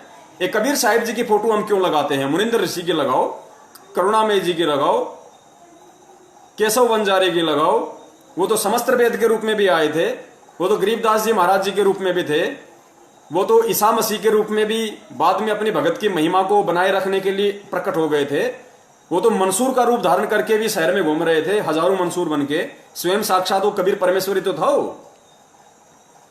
तो पुण्यात्माओं, हमने केवल वर्तमान में जिससे हमारा बेड़ा पार होना है। पुण्यात्माओं, जैसे गुरुदेव ने हजारों बार बताया कि भाई जिसको सेव खाने की इच्छा है, जिसको आम की भूख है, उसके सामने एक तो आम का चित्र रख दिया जाए और एक साक्षात आम रख दिया जाए, तो मूर्ख से मूर्ख आदमी भी, मंद बुद्धि से मंद बुद्धि प्राणी भी, जिसको भूख लगी होगी, पुण्यात्माओं, वो चित्र को नहीं उठाएगा, वो देखे भी नहींगा उस चित्र की तरफ। वो तो उस आम को उठाएगा तुरंत और छील छाल के तुरंत खा लेगा अपनी भूख मिटाने के लिए। तो पुण्यात्माओं, आप और हम पुण्यात्माओं को भक्ति की भूख है, भक्ति की भूख, हमें सतलोक जाना है। और हमारा आम, जीता जागता आम वक्त गुरु संत रामपाल जी महाराज जी है, जिससे हमारी वो प्यास मिटेगी, वो भक्ति की भूख मिटेगी, उस चित्र से नहीं मिटेगी। वो चित्र ना आज हमें सत्संग सुना सकता, वो चित्र ना आज हमारी शंकाओं का निवारण कर सकता, वो चित्र ना हमें लाभ दे सकता, वो चित्र ना हमारा कोई मार्ग दर्शन कर सकता, वो चित्र ना हमें कोई आशीर्वाद दे सकता, और ना उस चित्र से हमारा कोई काम सर सकता। तो उस चित्र का हमारे जीवन में क्या यूज? कोई यूज नहीं है। उस चित्र का यूज केवल संत रामपाल जी महाराज जी के लिए था, कबीर को भगवान साबित करने के लिए, आप और हमारे से, जगत वालों से देवी देवताओं की भक्ति छुड़वाने के लिए, हटवाने के लिए। उनकी मजबूरी थी, उनको वो चित्र आधार बनाना था कि परमात्मा कबीर जी हैं जो 650 साल पहले आए थे। उसके अलावा उस चित्र का आप और हमारे जीवन में वर्तमान में कोई महत्व नहीं, कोई औचित्य नहीं है। यदि हमारे जीवन में कोई महत्व है तो केवल कबीर साहिब जी की वास्तविक फोटो, जो आज संत रामपाल जी महाराज जी के रूप में वो हैं, उनसे हमारे पाप कटेंगे। परमेश्वर ने कभी नहीं कहा कि भाई कबीर जी के फोटो के दर्शन करने से हमारे पाप कर्म कट जाएंगे। नहीं, परमेश्वर क्या कहते हैं? कबीरा दर्शन साधु का, मुख पर बसे सुहाग, दर्श उन्हीं को होते हैं जिनके पूर्ण भाग। और कबीरा दर्शन साधु का, परमात्मा आवे याद, लेखे में वो है गड़ी, बाकी के दिन बर्बाद। साधु दर्शन, साधु की याद, तो साधु बनके आज कौन आया है? कबीरा दर्शन साधु का, तो हमारे लिए साधु कौन है? साधु रूप में कौन आया है? साहिब से सतगुरु भय, सतगुरु से भय साध। वो परमेश्वर ही तो खुद साहिब है। साहिब से वो सतगुरु की भूमिका करता है, और सतगुरु से बनता है फिर साध। और फिर कहते हैं कबीरा दर्शन साधु का, परमात्मा आवे याद, लेखे में वही घड़ी बाकी के दिन बर्बाद। तो हमारे लिए तो जो साधु रूप में सतगुरु रामपाल जी महाराज जी वर्तमान में प्रकट हैं, 8 सितंबर 1951 के दिन भारतवर्ष की इस पवित्र भूमि पे हम सब आत्माओं के आत्म कल्याण के लिए, उद्धार के लिए, चाहे उनकी फोटो हो चाहे वो साक्षात हो, वो आज हमारे लिए महत्व रखती हैं। उनकी फोटो देखने से भी हमारे उतने ही हमारे बल्कि भाग जागृत होंगे, हमारे पुण्य बनेंगे, जितना कि हम उनको साक्षात देखें। क्योंकि फोटो देखेंगे तो भी हमें संत रामपाल जी की ही याद आएगी, हमें उनके वो आशीर्वाद देते हुए हाथ याद आएंगे, उनका वो मुस्कुराता हुआ चेहरा याद आएगा, नाम दीक्षा देते समय उनकी वो परछाई हमारे समक्ष आएगी। तो पुण्यात्माओं, हमें साधु रूप में कबीर साहिब जी जो प्रकट हैं वर्तमान में संत रामपाल जी महाराज जी के रूप में, चाहे वो साक्षात हो चाहे उनकी फोटो हो, वही हमारे लिए पूजनीय है, वही हमारे लिए आदरणीय है, वही हमारे लिए सम्माननीय है। अन्य किसी की फोटो हमारे लिए कोई महत्व नहीं रखती है। उस फोटो का महत्व केवल दुनिया को, कबीर को भगवान साबित करने के लिए संत रामपाल जी महाराज जी के लिए था, आप और हमारे लिए नहीं। क्योंकि आज हमें यह समझ में आ जाना चाहिए कि कबीर जी की फोटो के आधार से कबीर जी को भगवान साबित करने वाला कौन हो सकता है? अरे कबीर को भगवान कौन साबित कर सकता है? कबीर को खुद ही कबीर साबित कर सकता है। अन्य 2 कौड़ी के जीव की औकात नहीं, जिनकी बुद्धि ब्रह्मा विष्णु महेश से ऊपर नहीं है।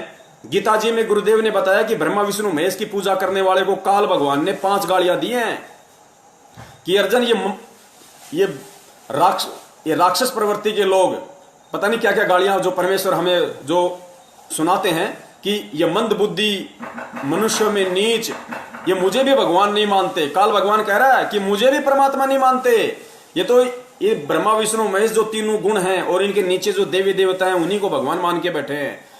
तो पुण्यात्माओं, जिस 21 ब्रह्मांड के जिस प्राणी की बुद्धि काल से ऊपर नहीं है, आप इस 21 ब्रह्मांड में जितने भी बड़े बड़े जो ऋषि मुनि हुए हैं, साधु महात्मा हुए हैं, जो तपस्वी हुए हैं, दुर्वासा जैसे, वशिष्ठ जैसे, वाल्मीकि जैसे, विश्वामित्र जैसे, मार्कंडे जैसे, चुणक जैसे पुण्यात्माओं, परमेश्वर ने कितने उदाहरण बताए। उनकी बुद्धि ओम नाम से ऊपर नहीं गई, काल से ऊपर उनकी बुद्धि नहीं गई कि काल से ऊपर भी कोई भगवान है। तो पुण्यात्माओं, इस कलयुग में, इस पिछली पीढ़ी में, और काल से ऊपर महाकाल जिसको हम अक्षर ब्रह्म कहते हैं, और अक्षर पुरुष से ऊपर पूर्ण ब्रह्म, पार ब्रह्म कबीर साहेब, उसकी जानकारी स्वयं कबीर के अलावा दुनिया को कौन दे सकता है? क्या आज से पहले किसी ने बताया अक्षर पुरुष के बारे में, गीता जी में लिखा होने के बाद भी? तो पूर्ण परमेश्वर कबीर साहिब की जानकारी स्वयं कबीर ही आकर दे सकता है। इसलिए गुरुजी बार बार सत्संगों में कहते हैं, इशारा करते हैं कि पुण्यात्माओं, 650 साल पहले परमात्मा ने तत्वदर्शी की भूमिका निभाई थी, सतगुरु की भूमिका निभाई थी, और सतगुरु की भूमिका केवल परमेश्वर ही निभाता है। तत्वदर्शी संत की भूमिका केवल परमात्मा स्वयं ही निभाता है। अपने द्वारा रची गई सृष्टि की सही सही जानकारी वो कबीर साहब स्वयं ही आकर यहां देता है। और आज क्या कह रहे हैं परमेश्वर कि खुलकर कह रहे हैं, सीना ठोक के कह रहे हैं परमेश्वर, मेरे पूज्य गुरुदेव संत रामपाल जी महाराज, कि पुण्यात्माओं, ये कोई अहंकार नहीं, ये कोई बड़ाई नहीं। 10 रुपए के नोट पे यदि ये लिखा होता है कि मैं धारक को 10 रुपए अदा करने का वचन देता हूं, तो उसका अहंकार नहीं है, क्योंकि वो है 10 रुपए का नोट। तो संत रामपाल जी महाराज जी कहते हैं कि पुण्यात्माओं, आज इस 21 ब्रह्मांड में इस रामपाल दास के अलावा कोई तत्वदर्शी संत नहीं है, कोई सतगुरु नहीं है। पुण्यात्माओं, ये जितने भी संत हैं, ये पंथ हैं, चारों शंकराचार्य हैं, मठाधीश हैं, मंडलेश्वर हैं, दुनिया भर के बैठे हैं, गांव गांव में, शहर शहर में, ये भागवत करने वाले, रामायण करने वाले। क्या आज तक किसी ने कहा कि इस पूरे 21 ब्रह्मांड में हमारे अलावा कोई संत नहीं है, कोई भगवान नहीं, कोई तत्वदर्शी नहीं, कोई सतगुरु नहीं? इनकी हिम्मत नहीं कहने की, इनके मुख से नहीं निकल सकता। और पुण्यात्मा विचार कर लेना, ये जितने भी संत महंत हैं, ये सब मां के गर्भ से जन्म लेके आए हैं। इस दुनिया में जितने भी प्राणी हैं, इस 21 ब्रह्मांड में, चलो सबसे पहले हम इस पृथ्वी लोक की बात करते हैं पुण्यात्माओं। इस पृथ्वी लोक पे जितने भी प्राणी हैं, वर्तमान में एक सतगुरु रामपाल जी महाराज जी को छोड़ के, क्योंकि वो स्वयं परमात्मा है, पीव है, उनके अलावा इस पूरी पृथ्वी पे सब के सब जीव हैं। ये चाहे कितने ही बड़े बड़े महात्मा बने बैठे हों, शंकराचार्य बने बैठे हों, इनकी औकात नहीं कि ये अपने माँ बाप को उपदेश दे सकें, ये अपने माँ बाप से दंडवत प्रणाम करवा सकें, इनकी औकात नहीं है, क्योंकि ये जीव हैं, इनकी हैसियत हो ही नहीं सकती, इनकी बुद्धि वहां तक जा ही नहीं सकती, ये कर्म करने की इनके अंदर वो पावर आ ही नहीं सकती, इनके अंदर वो हौसला, वो विश्वास पैदा हो ही नहीं सकता। तो पुण्यात्माओं, इस पूरी पृथ्वी का ये इतिहास है, इस पूरी पृथ्वी का ये इतिहास है कि संत रामपाल जी महाराज जी के अलावा पुण्यात्माओं परमेश्वर 650 साल पहले भी आए थे, लेकिन नीरू नीमा ने कभी उनको दंडवत नहीं किया, क्योंकि गुरुजी ने बताया कि वो कभी उनको परमात्मा नहीं मानते थे। वो जब भी कहा करते थे कि मैं परमात्मा हूं और तुम मेरे बच्चे हो और भक्ति करो, मेरे से नाम लो, तो नीरू नीमा कहते थे हट मारूंगी, भग जा यहां से, बड़ा आया भगवान बनने वाला, हमारा भगवान बनेगा ये। तो पुण्यात्माओं, यही स्थिति आदरणीय गरीबदास जी महाराज जी के साथ में थी। तो पुण्यात्माओं, आज संत रामपाल जी महाराज जी ही वो अकेले एकमात्र इकलौते संत हैं पूरे विश्व में जिनके माता पिता उनको दंडवत प्रणाम आश्रम में किया करते थे। ये पहचान होती है पूर्ण परमेश्वर की, वरना एक 2 कौड़ी का जीव अपने माँ बाप से कभी दंडवत नहीं करवा सकता। किसी की औकात नहीं है पुण्यात्माओं इस पूरी सकल सृष्टि में। ये औकात केवल उसी की होती है जो स्वयं परमेश्वर होता है, और उस परमेश्वर के आगे ऑटोमेटिक, चाहे माँ बाप हो, चाहे भाई बंधु हो, चाहे कोई कितना ही बड़ा कोई सेठ हो, चाहे महात्मा हो, उनको झुकना ही पड़ता है उस परमेश्वर के आगे। जैसे 5 पांडव और श्री कृष्ण महाभारत के बाद जब वो अश्वमेध यज्ञ कर रहे थे, तो श्री कृष्ण जी तो राजा था, युधिष्ठिर भी राजा था, 5 पांडव राजा के भाई थे, और सुपथ सुदर्शन रूप में एक वाल्मीकि जाति के रूप में परमेश्वर वहां झोपड़ी में वाल्मीकि की जगह, सुपथ की जगह जाके बैठ गए। श्री कृष्ण जी समेत 5 पांडवों ने दंडवत प्रणाम किया, क्योंकि परमेश्वर कहते हैं कि चुंबक के आगे लोहे की औकात नहीं है, उसको नीचा होना ही पड़ता है, उसको झुकना पड़ता ही पड़ता है। तो पुण्यात्माओं, ये एक बहुत जबरदस्त ये प्रमाण है भक्तों के लिए। जगत हो सकता है इस चीज पे यकीन ना करे अभी, क्योंकि पुण्यात्माओं परमेश्वर से जुड़ने का हर आत्मा का संस्कार है। देखो, हमारे परम पूज्य सतगुरुदेव जी 1994 से नाम दीक्षा दे रहे हैं।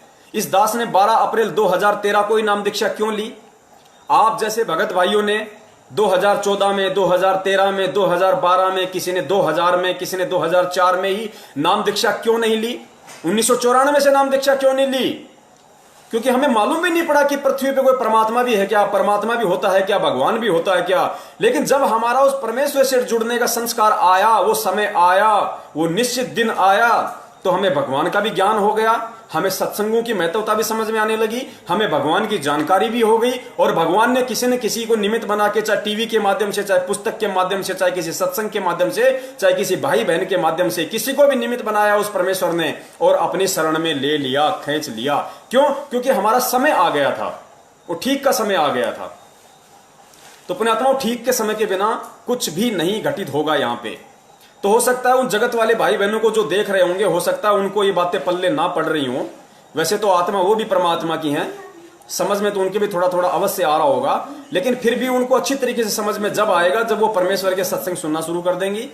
यूट्यूब पे संत रामपाल जी महाराज जी के सत्संग आप वहां पे सर्च कीजिए, उनके नाम से ढेरों सत्संग आ जाएंगे। आप जी सुनिए वहां पे कुछ दिन, और परमेश्वर दया करेंगे, फिर आप जी के समझ में आने लग जाएगा कि हम कहां जी रहे हैं। तो पुण्यात्माओं, दूसरी बात ये जो दास कहना चाह रहा था, और लगता है मोबाइल की बैटरी जाने वाली है, तो परमेश्वर दया करें, पहले लगा लेते हैं, अपन वो गलती ना करें जो गलती परमात्मा ने पहले करवाई थी। परमात्मा ने नहीं करवाई, दासों से हो गई, मुंह से निकल गया, लग गया। और अब पुण्यात्माओं, इसके अलावा जो एग्जाम्पल जो दास देने जा रहा है सतगुरुदेव जी की सत प्रेरणा से, उनके आशीर्वाद से, उसको जरा गौर से सुनना, और रात को जब सोओ तो सोने से पहले 5 मिनट उस पर विचार करना। देखो, सत्सेवक भाई बहनों को तो विचार करने की आवश्यकता नहीं है, क्योंकि परमेश्वर कहते हैं कि जो जिसके आश्रित हो जाता है उसका तो फिर बाल भी बाका नहीं होता, वो तो फिर चद्दर तान के सो जाता है। परमेश्वर ने क्या बताया? परमेश्वर ने मीन का उदाहरण दिया, फिश का, मछली का। गुरुदेव ने बताया कि मछली जल के आश्रित होती है, और जल उसको इतनी छूट दे देता है, उसको इतनी स्वतंत्रता दे देता है कि चाहे पानी की कितनी ही तेज धारा बह रही हो, मछली विपरीत धारा में और ऊपर चढ़ जाती है, जहां से पानी गिर रहा है उस फॉल के ऊपर चढ़ जाती है। उस बहाव में मछली यूं करती करती करती उल्टी चढ़ जाती है। क्यों? क्योंकि पानी ने उसको छूट दे रखी है, पानी ने उसको स्वतंत्रता दे रखी है, उसको पूरी सिक्योरिटी दी हुई है कि तुम मस्त होके खेल, मस्त होके ना, तेरा बाल भी बाका नहीं होगा। क्यों? क्योंकि वो मछली उस पानी के आश्रित है, उसके बिना वो जीवित नहीं रह सकती, उसके बिना उसके जीवन का कोई उद्देश्य नहीं, कोई मकसद नहीं, कोई सार नहीं, कोई सारांश नहीं, कोई निष्कर्ष नहीं। तो पुण्यात्माओं, हम जो सत्सेवक हैं वो हम कोटि कोटि दंडवत प्रणाम करते हैं अपने परम पूज्य सतगुरु देव जी का, कोटि कोटि उनका धन्यवाद करते हैं, उनका आभार व्यक्त करते हैं कि परमेश्वर ने अपना सत्य ज्ञान देके और पिछले जन्मों में हमारे मजबूत भक्ति संस्कार बनाए, ताकि वर्तमान में आज हम उनको पहचान पा रहे हैं, हम उनको समझ पा रहे हैं, हम उनको परमात्मा स्वीकार कर रहे हैं हृदय से। तो परमेश्वर ने सत्सेवकों को तो भाई मछली की तरह खुली छूट दे रखी है, हमारे को तो कोई मीन मेख नहीं है किसी भी प्रकार की। और फिर गुरुदेव ने क्या बताया कि हाथी कितना बड़ा होता है, जब पानी की तेज धार आती है तो हाथी भी बह जाते हैं, मगरमच्छ भी बह जाता है। क्यों? क्योंकि वो पानी के आश्रित नहीं है। मगरमच्छ घंटे 2 घंटे भी जल से बाहर रह लेता है, सो लेता है, जी जाता है, लेकिन मछली नहीं रह सकती। इसलिए मगरमच्छ रहता तो पानी में है, लेकिन वो पानी के आश्रित नहीं है। इसी प्रकार सतलोक आश्रम मैनेजमेंट हरियाणा और उनके पीछे लगे हुए लाखों की संख्या में हमारे जो भगत भाई बहन हैं, गुरुदेव ने क्या बताया उस लेटर में कि ये लोग समर्पित तो हैं, लेकिन आध्यात्मिक ज्ञान इनको संपूर्ण नहीं है, जिस कारण से इनकी श्रद्धा, इनके भाव मेरे अंदर नहीं बन रहे।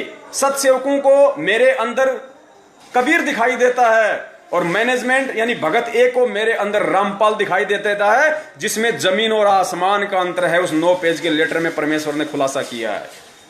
तो पुण्यात्माओं, हमें कोई शंका नहीं है, हमें तो परमेश्वर उस लायक बना रहे हैं कि जिनको शंका है उनकी शंकाओं का निवारण करवा रहे हैं। परमेश्वर हम तुच्छ जीवों को, जिनकी कोई औकात नहीं, पुण्यात्माओं, उनको निमित्त बना रहे हैं लाखों के भगत समाज को संदेशा दिलवाने के लिए कि हम परमेश्वर को परमेश्वर माने। 650 साल पहले हमने जो महाभूल, महागलती की कि हम परमात्मा को परमात्मा नहीं मान पाए, आज वो गलती करने से हम बचें। 8 सितंबर सन 2020 को संत रामपाल जी महाराज जी का एकमात्र सतलोक आश्रम मैनेजमेंट हरियाणा के कहने से हम उनका जन्मदिन मनाने से हम बचें, अपने कर्म फूटने से बचें। बहुत सारे भगत भाई कहते हैं कि भाई सतलोक आश्रम मैनेजमेंट हरियाणा तो गुरुदेव ने बनाया है, परमात्मा ने तो बनाया मैनेजमेंट, गुरुजी ने तो बनाया मैनेजमेंट, फिर हम उनकी बात क्यों नहीं माने? तो भैया, काल भगवान को भी तो परमात्मा ने बनाया था, काल भगवान को भी तो परमात्मा ने बनाया, गुरुदेव ने बनाया है। फिर तुम काल भगवान की बात क्यों नहीं मानते? ओम नाम का बोल के उच्चारण क्यों नहीं करते? तुम लोग ये तप क्यों नहीं करते? डले क्यों नहीं ढोते? उसकी बात क्यों नहीं मानते? गुरुदेव ने बनाया है मैनेजमेंट को, गुरुदेव ने बनाया है काल भगवान को, लेकिन गुरुदेव ने अपना विधान भी बताया है कि जो मेरे मर्यादाओं के जो खिलाफ चले, जो मेरे ज्ञान को आधार बना के ना चले, उनसे तुम्हारा कोई मेल नहीं होना चाहिए, उनसे तुम्हारा कोई संपर्क नहीं होना चाहिए, चाहे तुम्हारा कितना ही निजी हो, तुम्हारा कितना ही प्रिय क्यों ना हो। गुरुदेव कहते हैं, परम शक्ति संगीतम रिद्धि सिद्धि दाता सोही, अविगत गुण अतितम सत्य पुरुष निर्मोही। जिस प्रकार वो परमेश्वर निर्मोही है इस भक्ति मार्ग में, चाहे उनका कितना ही निजी हो, चाहे वो किसी भी कुल में, किसी भी परिवार में लीला में तरीके से वो प्रकट हो, चाहे वो किसी को अपनी माँ कहते हो, अपना पिता कहते हो, अपना भाई कहते हो, अपनी औरत कहते हो, अपने बच्चे कहते हो, कहते हैं वो निर्मोही परमात्मा है। परम शक्ति संगीतम रिद्धि सिद्धि दाता सोही, अविगत गुण है अतितम सत्य पुरुष निर्मोही। यदि उसकी भक्ति के खिलाफ कोई भी चलेगा तो उसका बक्कल ही उतरेगा, वो मोक्ष प्राप्त नहीं कर सकता। बक्कल उतरने का मतलब ये नहीं कि उसकी गर्दन कट जाएगी आज ही, नहीं।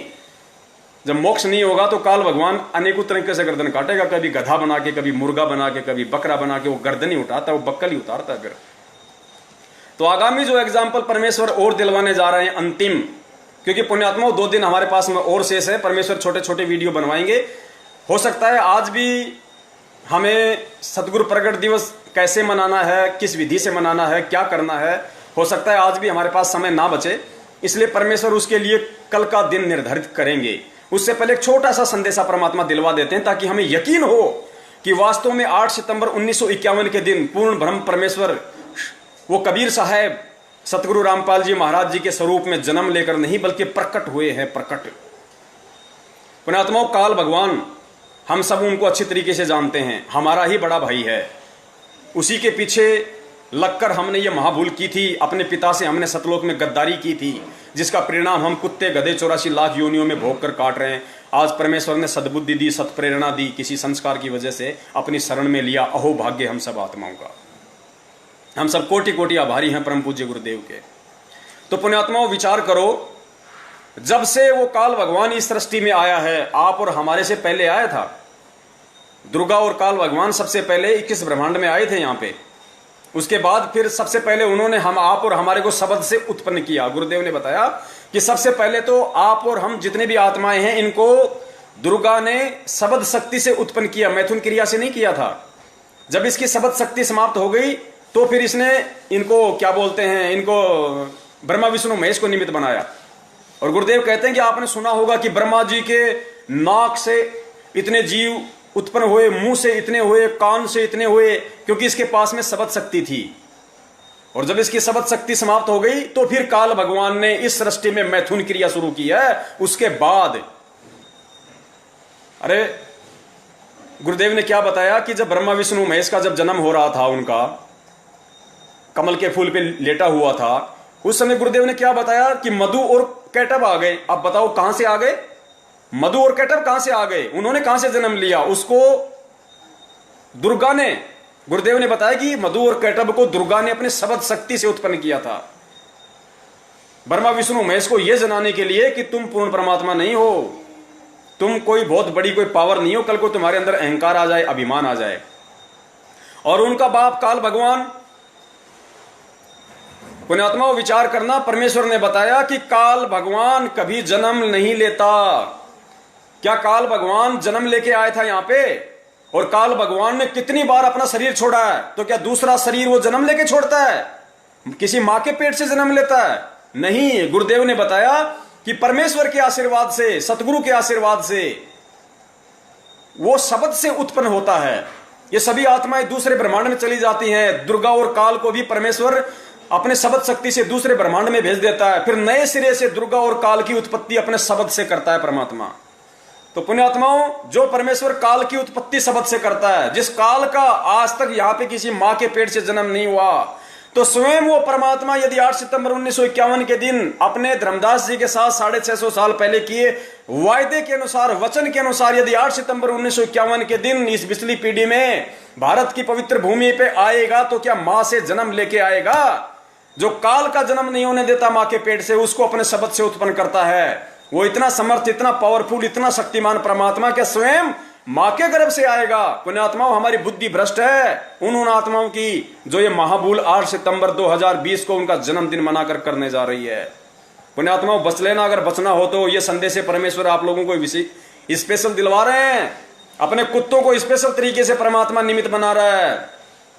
ये सौभाग्य नहीं मिलता। दास बार बार कहता है कि एक बाल पे 2 छक्के और जीवन में 2 मौके किसी परम सौभाग्यशाली व्यक्ति को मिलते हैं, आम व्यक्ति को नहीं मिलते। पुण्यात्मा, विचार कर लेना इन सब बातों पे। 4 दिन से परमात्मा कुत्ते की तरह भगवा रहे हैं अपने दासों को। सिर्फ तुम्हें एक पवन दास दिखाई दे रहा है यूट्यूब पे, फेसबुक पे, व्हाट्सएप पे। नहीं, इस पवन दास की बिल्कुल भी औकात नहीं है। यदि मेरे सत्सेवक भगत भाई मुझे ये सबूत ना दें, यदि वो परमेश्वर के अनमोल जो सत्संग है, मेरी बहनें, मेरे भाई, वो यूट्यूब से गुरुजी के वो सत्संग सुनते हैं, एक एक शब्द को ध्यान से सुनते हैं, और जैसे ही परमात्मा उनको प्रेरणा करते हैं कि ये तो बड़ा अनमोल उदाहरण दिया है परम पूज्य गुरुदेव ने, उसकी तुरंत उसकी कटिंग कर लेते हैं, वो दास को भेजते हैं। फिर परमेश्वर दास को सद्बुद्धि दे देते हैं उस चीज को सही तरीके से व्याख्या करने की, उसका वर्णन करने की। अन्यथा पुण्यात्माओं, इस पवन दास की तो कुत्ते से, सूअर से बढ़ के भी औकात नहीं है। मेरे रिश्तेदार भी सुन रहे हैं इस वीडियो को, मेरे भाई बंधु भी सुन रहे हैं, मेरे गांव वाले भी सुन रहे हैं, सब सुन रहे हैं पुण्यात्माओं। और इस दास की औकात नहीं है तो नहीं है भाई। मुझे रिश्तेदार नहीं चाहिए, मुझे भाई बंधु नहीं चाहिए, मुझे वो बहनें नहीं चाहिए जो परमेश्वर के मार्ग में नहीं आ पा रही बार बार संदेशा देने के बाद भी। मुझे वो जीजा साली नहीं चाहिए जो बार बार संदेशा दिलवाने के बाद भी भगवान को नहीं समझ पा रही, नहीं आ रही। मुझे वो गांव वालों की कोई जरूरत नहीं है। मुझे जो परमेश्वर पृथ्वी पे आया हुआ है, उनको संदेशा भी चला गया, फिर भी वो मालिक के शरण में नहीं आ रहे। तो पुण्यात्माओं, इस दास की एक कुत्ते से बढ़ के औकात नहीं है। यदि मेरे भगत भाई बहन, सत्सेवक भगत भाई बहन, यदि मुझे वो सबूत उपलब्ध ना करवाएं तो इसमें किसी का कोई श्रेय नहीं है पुण्यात्माओं। और यदि श्रेय है तो सबसे बड़ा श्रेय केवल परम पूज्य सतगुरु रामपाल जी महाराज जी का है। और उसके बाद यदि किसी का श्रेय है तो मेरे सत्सेवक भगत भाई बहनों का है। और तीसरे नंबर पे इस कुत्ते का है। जो उनके बिना ये एक जुबान भी नहीं निकाल सकता यहाँ पे, यदि वो सबूत वो भाई बहन मुझे उपलब्ध ना करवाएं तो पुण्यात्माओं परमेश्वर दया करें। आज के लिए इतना ही काफी। कल यदि परमात्मा दास को निमित्त बनाएंगे तो जरूर दास कल भी लाइव आएगा कुछ नई शंकाओं के साथ में और उनके समाधान को लेके, क्योंकि 2 दिन हमारे पास में है। परमेश्वर दया करेंगे कल हम इस बात पे चर्चा करेंगे कि भाई कैसे और किस विधि से हम परमेश्वर का प्रकट दिवस मनाएं, क्योंकि सतलोक आश्रम मैनेजमेंट हरियाणा वालों ने तो कई पाबंदियां लगा दी हैं। पुण्यात्माओं, हम जानवर नहीं हैं, हम गधे नहीं हैं। जिनको गधा बनना है ये ज्ञान लेके, जिनको जानवर बनना है वो बने। हमें डंडे के जोर से नहीं चलना कि हमें कोई छड़ी दिखाएगा तब हम इधर मुड़ेंगे, कोई छड़ी दिखाएगा तो इधर मुड़ेंगे, नहीं। डंडे के बल पे, डंडे के डर से वो चलते हैं जो गधे होते हैं, जो जानवर होते हैं, जो मूर्ख प्राणी होते हैं। और वो लोग भूमिका निभा रहे हैं उस डंडे के इशारे से चलने की, जो सतलोक आश्रम मैनेजमेंट हरियाणा के पीछे लगे हुए हैं। अरे विचार करो पुण्यात्माओं, गुरु जी तुम्हें आदेशों का गुलाम नहीं बनाना चाहता। गुरु कभी नहीं चाहता कि मेरा बेटा, मेरा बच्चा मेरे आदेशों का गुलाम बने। गुरु का सबसे बड़ा आदेश उसका सत्संग है। तुम सुबह सुबह नित्य नियम करते हो, उसमें सारे आदेश ही तो हैं गुरुदेव के। अभी जो लॉकडाउन चल रहा था, कुछ लोगों को इन्होंने जिंद में, रोहतक वगैरह में कहां पे भंडारा करवा दिया और आदेश दे दिया कि कोई भी उनको इस तरीके से भंडारा नहीं करवाएगा, गुरुदेव का आदेश है, हमें करवाना है। अरे क्यों, काहे का आदेश है गुरुदेव का? अरे गुरुदेव तो रोज आदेश देते हैं भाई। नित्य नियम में कहे कबीर पुकार के, दोए बात लख ले, एक साहिब की बंदगी और भूखों को कछु दे। और लॉकडाउन में पुण्यात्मा वो मजदूर वो भूखे तो मर रहे थे बेचारे, और तुम लोगों ने आदेश निकाल दिया कि मैनेजमेंट के अलावा, सतलोक आश्रम मैनेजमेंट ने भिवानी आश्रम के अलावा उनको कोई भोजन नहीं कराएगा। कोई भी संगत वाला बिना सतलोक आश्रम के आदेश के, उनके उस पीले पर्चे के कोई भी किसी को भोजन नहीं कराएगा, कोई किसी को नहीं ठहराएगा। क्यों? तुम्हारे बाप के गुलाम है क्या? तुम्हारा बाप तो काल है, हम काल के गुलाम नहीं भाई, हम तो परमेश्वर के गुलाम हैं। और परमेश्वर का गुलाम वो होता है जो उनके सत्संगों का गुलाम होता है, उनके ज्ञान का गुलाम होता है। तो परमेश्वर हमें ज्ञान आधारी आत्मा बनाने आए भैया। 4 युग हो गए, ये धर्म के ठेकेदार हमको ऐसे ही तो मूर्ख बनाते आ रहे थे बिना ज्ञान के, और हम मूर्ख बनते रहे। उन्होंने काशी में करोत लगा दी, पहले रखे 10 रुपए, फिर रखे 50 रुपए की, स्पेशल आदेश आ गया भगवान का है। तो तुम लोगों ने क्या यही तो बबंडर खड़ा कर रखा है संगत में। परम पूज्य गुरुदेव 2014 में 7,000 रुपए पाठ प्रकाश के और 500 रुपए ज्योति के लिया करते थे। तुम लोगों ने बढ़ा बढ़ा के क्या कर दिया, उस करोत की जगह तुमने 10 से 50 कर दिए। 7,000 से तुमने 11,000 किए, 11 से तुमने 15 किए। शर्म आनी चाहिए तुम लोगों को, लेकिन शर्म आएगी नहीं, क्योंकि इन बातों का असर तुम पे नहीं होगा। हमें पता है इन सब बातों का। सतलोक आश्रम मैनेजमेंट हरियाणा पे, नामदान केंद्र वालों पे और कोऑर्डिनेटरों पे ना तो मुझ पवन दास की किसी बात का कोई असर होगा और ना ही सतगुरुदेव जी के किसी सत्संग का कोई असर होगा। क्यों नहीं होगा? ठीक उसी तरह नहीं होगा जिस प्रकार सतगुरु रामपाल जी महाराज जी के संदेशों का अन्य नकली धर्म गुरुओं पे नहीं हो रहा, शंकराचार्यों पे नहीं हो रहा। गुरुदेव को भी इस बात का अच्छे से पता है कि उन पे कोई असर नहीं होगा, क्योंकि वो तो मान बढ़ाई में धस चुके हैं, उन पे नहीं होगा। लेकिन उनके पीछे जो भोली आत्माएं लगी हुई हैं, जो करोड़ों की लाखों की संख्या में जो बेचारा भोला भगत समाज है, वो मेरी बातों पे विचार करेंगे, मंथन करेंगे। तो हमें पता है कि ये मैनेजमेंट वाले, ये कोऑर्डिनेटर, ये सतलोक आश्रम मैनेजमेंट, उनका परिवार सतगुरुदेव जी का, इन पे असर नहीं होगा। इनको तो हम जहर दिखाई दे रहे हैं। अब बहुत सारे जो मैनेजमेंट वाले देख रहे हैं, वो तो ये देख रहे हैं कि पवन दास अगर इस मोबाइल से बाहर निकल जाए तो अभी इसकी घेटी दबा दें, अभी इसकी गर्दन दबा दें इसकी। हमें पता है बड़े भैया, परमात्मा को भी लोगों ने इसी तरीके से मारने की कोशिश की, साजिशें रची कि रामपाल कभी एक बार अगर अकेला आश्रम से बाहर मिल जाए ना तो उसके पंख भी नहीं मिलेंगे। लेकिन वो जानते नहीं कि वो बिना पंखों वाला, भाई बिना पंखों वाला। एक छोटा सा, चलो पुण्यात्मा दास नहीं सुनाएगा जो चुटकुला, क्योंकि अब समय नहीं है इतना। परमेश्वर फिर दया करेंगे, अपने कुत्ते पे निमित्त बनाएंगे तो फिर आएंगे। कल वैसे आना ही है, परमेश्वर दया करेंगे। और ये जो वीडियो है, इस वीडियो को आप लोग ज्यादा से ज्यादा शेयर करें हमें शेयर कोई मान बढ़ाई के लिए नहीं करना, हमें शेयर अपने आप को कोई सुप्रीम जताने के लिए नहीं करना, क्योंकि हम गधे हैं। अल्लाह मेहरबान तो गधा पहलवान। इस मैसेज को ज्यादा से ज्यादा वायरल केवल हमें इसीलिए करना है कि 8 सितंबर 2020 को संत रामपाल जी महाराज जी को मानो समझकर, उनको इंद्रो माई से जन्म लिया हुआ मानकर जानकर, हमारे वो भोले भगत भाई बहन जो सतलोक आश्रम मैनेजमेंट हरियाणा के पीछे लगे हुए हैं, भेड़ चाल में चल रहे हैं, एक दूसरे की पूंछ पकड़ के अंधे होके चल रहे हैं, वो समझें, वो विचार करें, वो मंथन करें कि हम क्या गलती करने जा रहे हैं। पुण्यात्माओं, हिसार की छोटी जेल में बैठे, हिसार की छोटी जेल में बैठकर, और आप और हम जो 21 ब्रह्मांड रूपी इस बड़ी जेल में बैठे हैं ना, हम कैदियों की रहनी करनी देख रहा है वो परमात्मा। उस परमात्मा के लिए कोई कैद नहीं है, कोई कर्म लागू नहीं होता, भगवान पे कोई कर्म लागू नहीं होता। हम सुबह सुबह नित्य नियम में पढ़ते हैं ना कि काल कर्म लागे नहीं, ऐसी कुछ वाणी है परमात्मा की। उस परमेश्वर पे काल के कोई कर्म लागू नहीं है। पुण्यात्मा विचार करना, इस लोक के नियम भी केवल इंसानों पे लागू हैं। अगर मैंने किसी का मर्डर कर दिया, आपने किसी का मर्डर कर दिया, तो पुण्यात्मा पुलिस पकड़ के 2 मिनट में कोर्ट में हाजिर कर देगी, रिमांड होगा वो अलग। और यदि 2 सांड आपस में लड़ रहे हैं और बीच में कोई आदमी आ गया और सींग उसको लग गया, वो मर गया, तो उस सांड को कोई जज के सामने प्रस्तुत नहीं करता, कोई पुलिस पकड़ के उसको लेके नहीं जाती कि साहब इसने तो उस आदमी, उसको रामचंद्र को मार दिया इसने। अब वो जज ना उसको कोई सजा सुनाता है कि इस काले कलर वाले बैल का 4 दिन का रिमांड लिया जाए। वो बैल उनका रिमांड ले लेगा अगर उन्होंने रिमांड ले लिया तो पुण्यात्मा, जब इस काल लोक में और जानवरों पे नियम लागू नहीं है, जानवरों पे वो कर्म लागू नहीं है जो इंसानों पे कर्म लागू हैं, तो सोचो उस पूर्ण ब्रह्म परमेश्वर पर कैसे लागू हो सकता है? उस पे लागू नहीं होगा। क्यों? क्योंकि कर्म लागू उस पे होते हैं जो मां के गर्भ से जन्म लेके आता है।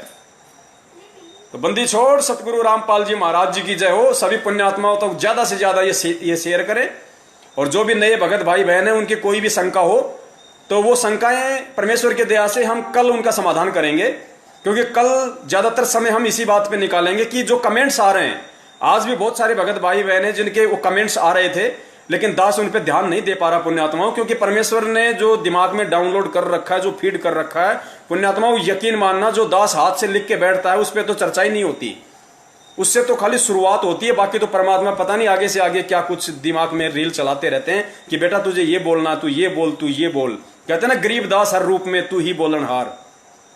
तो परमेश्वर ही आगे से आगे सारा पिक्चर को चलाते हैं। लेकिन फिर भी हम परमेश्वर से अरदास करेंगे, हम विनती करेंगे अपने पूर्ण ब्रह्म से कि हमारे भगत भाई बहन जो कमेंट्स में अपने जो शंकाएं जाहिर करते हैं, हो सके तो हम उनका भी समाधान करें, क्योंकि परमेश्वर ने हमें ये आदेश दे रखा है। जब हम नाम दीक्षा लेते हैं तो सत्संगों में भी कई बार सतगुरुदेव जी कहते हैं कि भाई देखो, हर बार हर सत्संग का जिक्र मैं यहाँ सत्संग में नहीं कर सकता, और आप लोग भी हर सत्संग को अटेंड नहीं कर सकते हो। इसलिए जो भी शंका होती है, आप अन्य जो भगत हैं, जो पुराने भगत हैं, आप उनके संपर्क में रहो, उनसे भी आप इन बातों को पूछ सकते हो। तो परमेश्वर दया करें, उसी आदेश को, उसी अधिकार को काम में लेते हुए, वरना हमारी तो कोई औकात नहीं है किसी की शंकाओं का समाधान करने की, लेकिन परमेश्वर के उस सत्संग रूपी आदेश के अनुसार हम उसका यूज करते हुए कल हो सकता है हम जो कमेंट्स में कुछ भगत भाइयों की जो शंकाएं होंगी उनका परमेश्वर निवारण करवाएंगे। तो बंदी छोड़ सतगुरु रामपाल जी महाराज की जय हो। सत साहिब।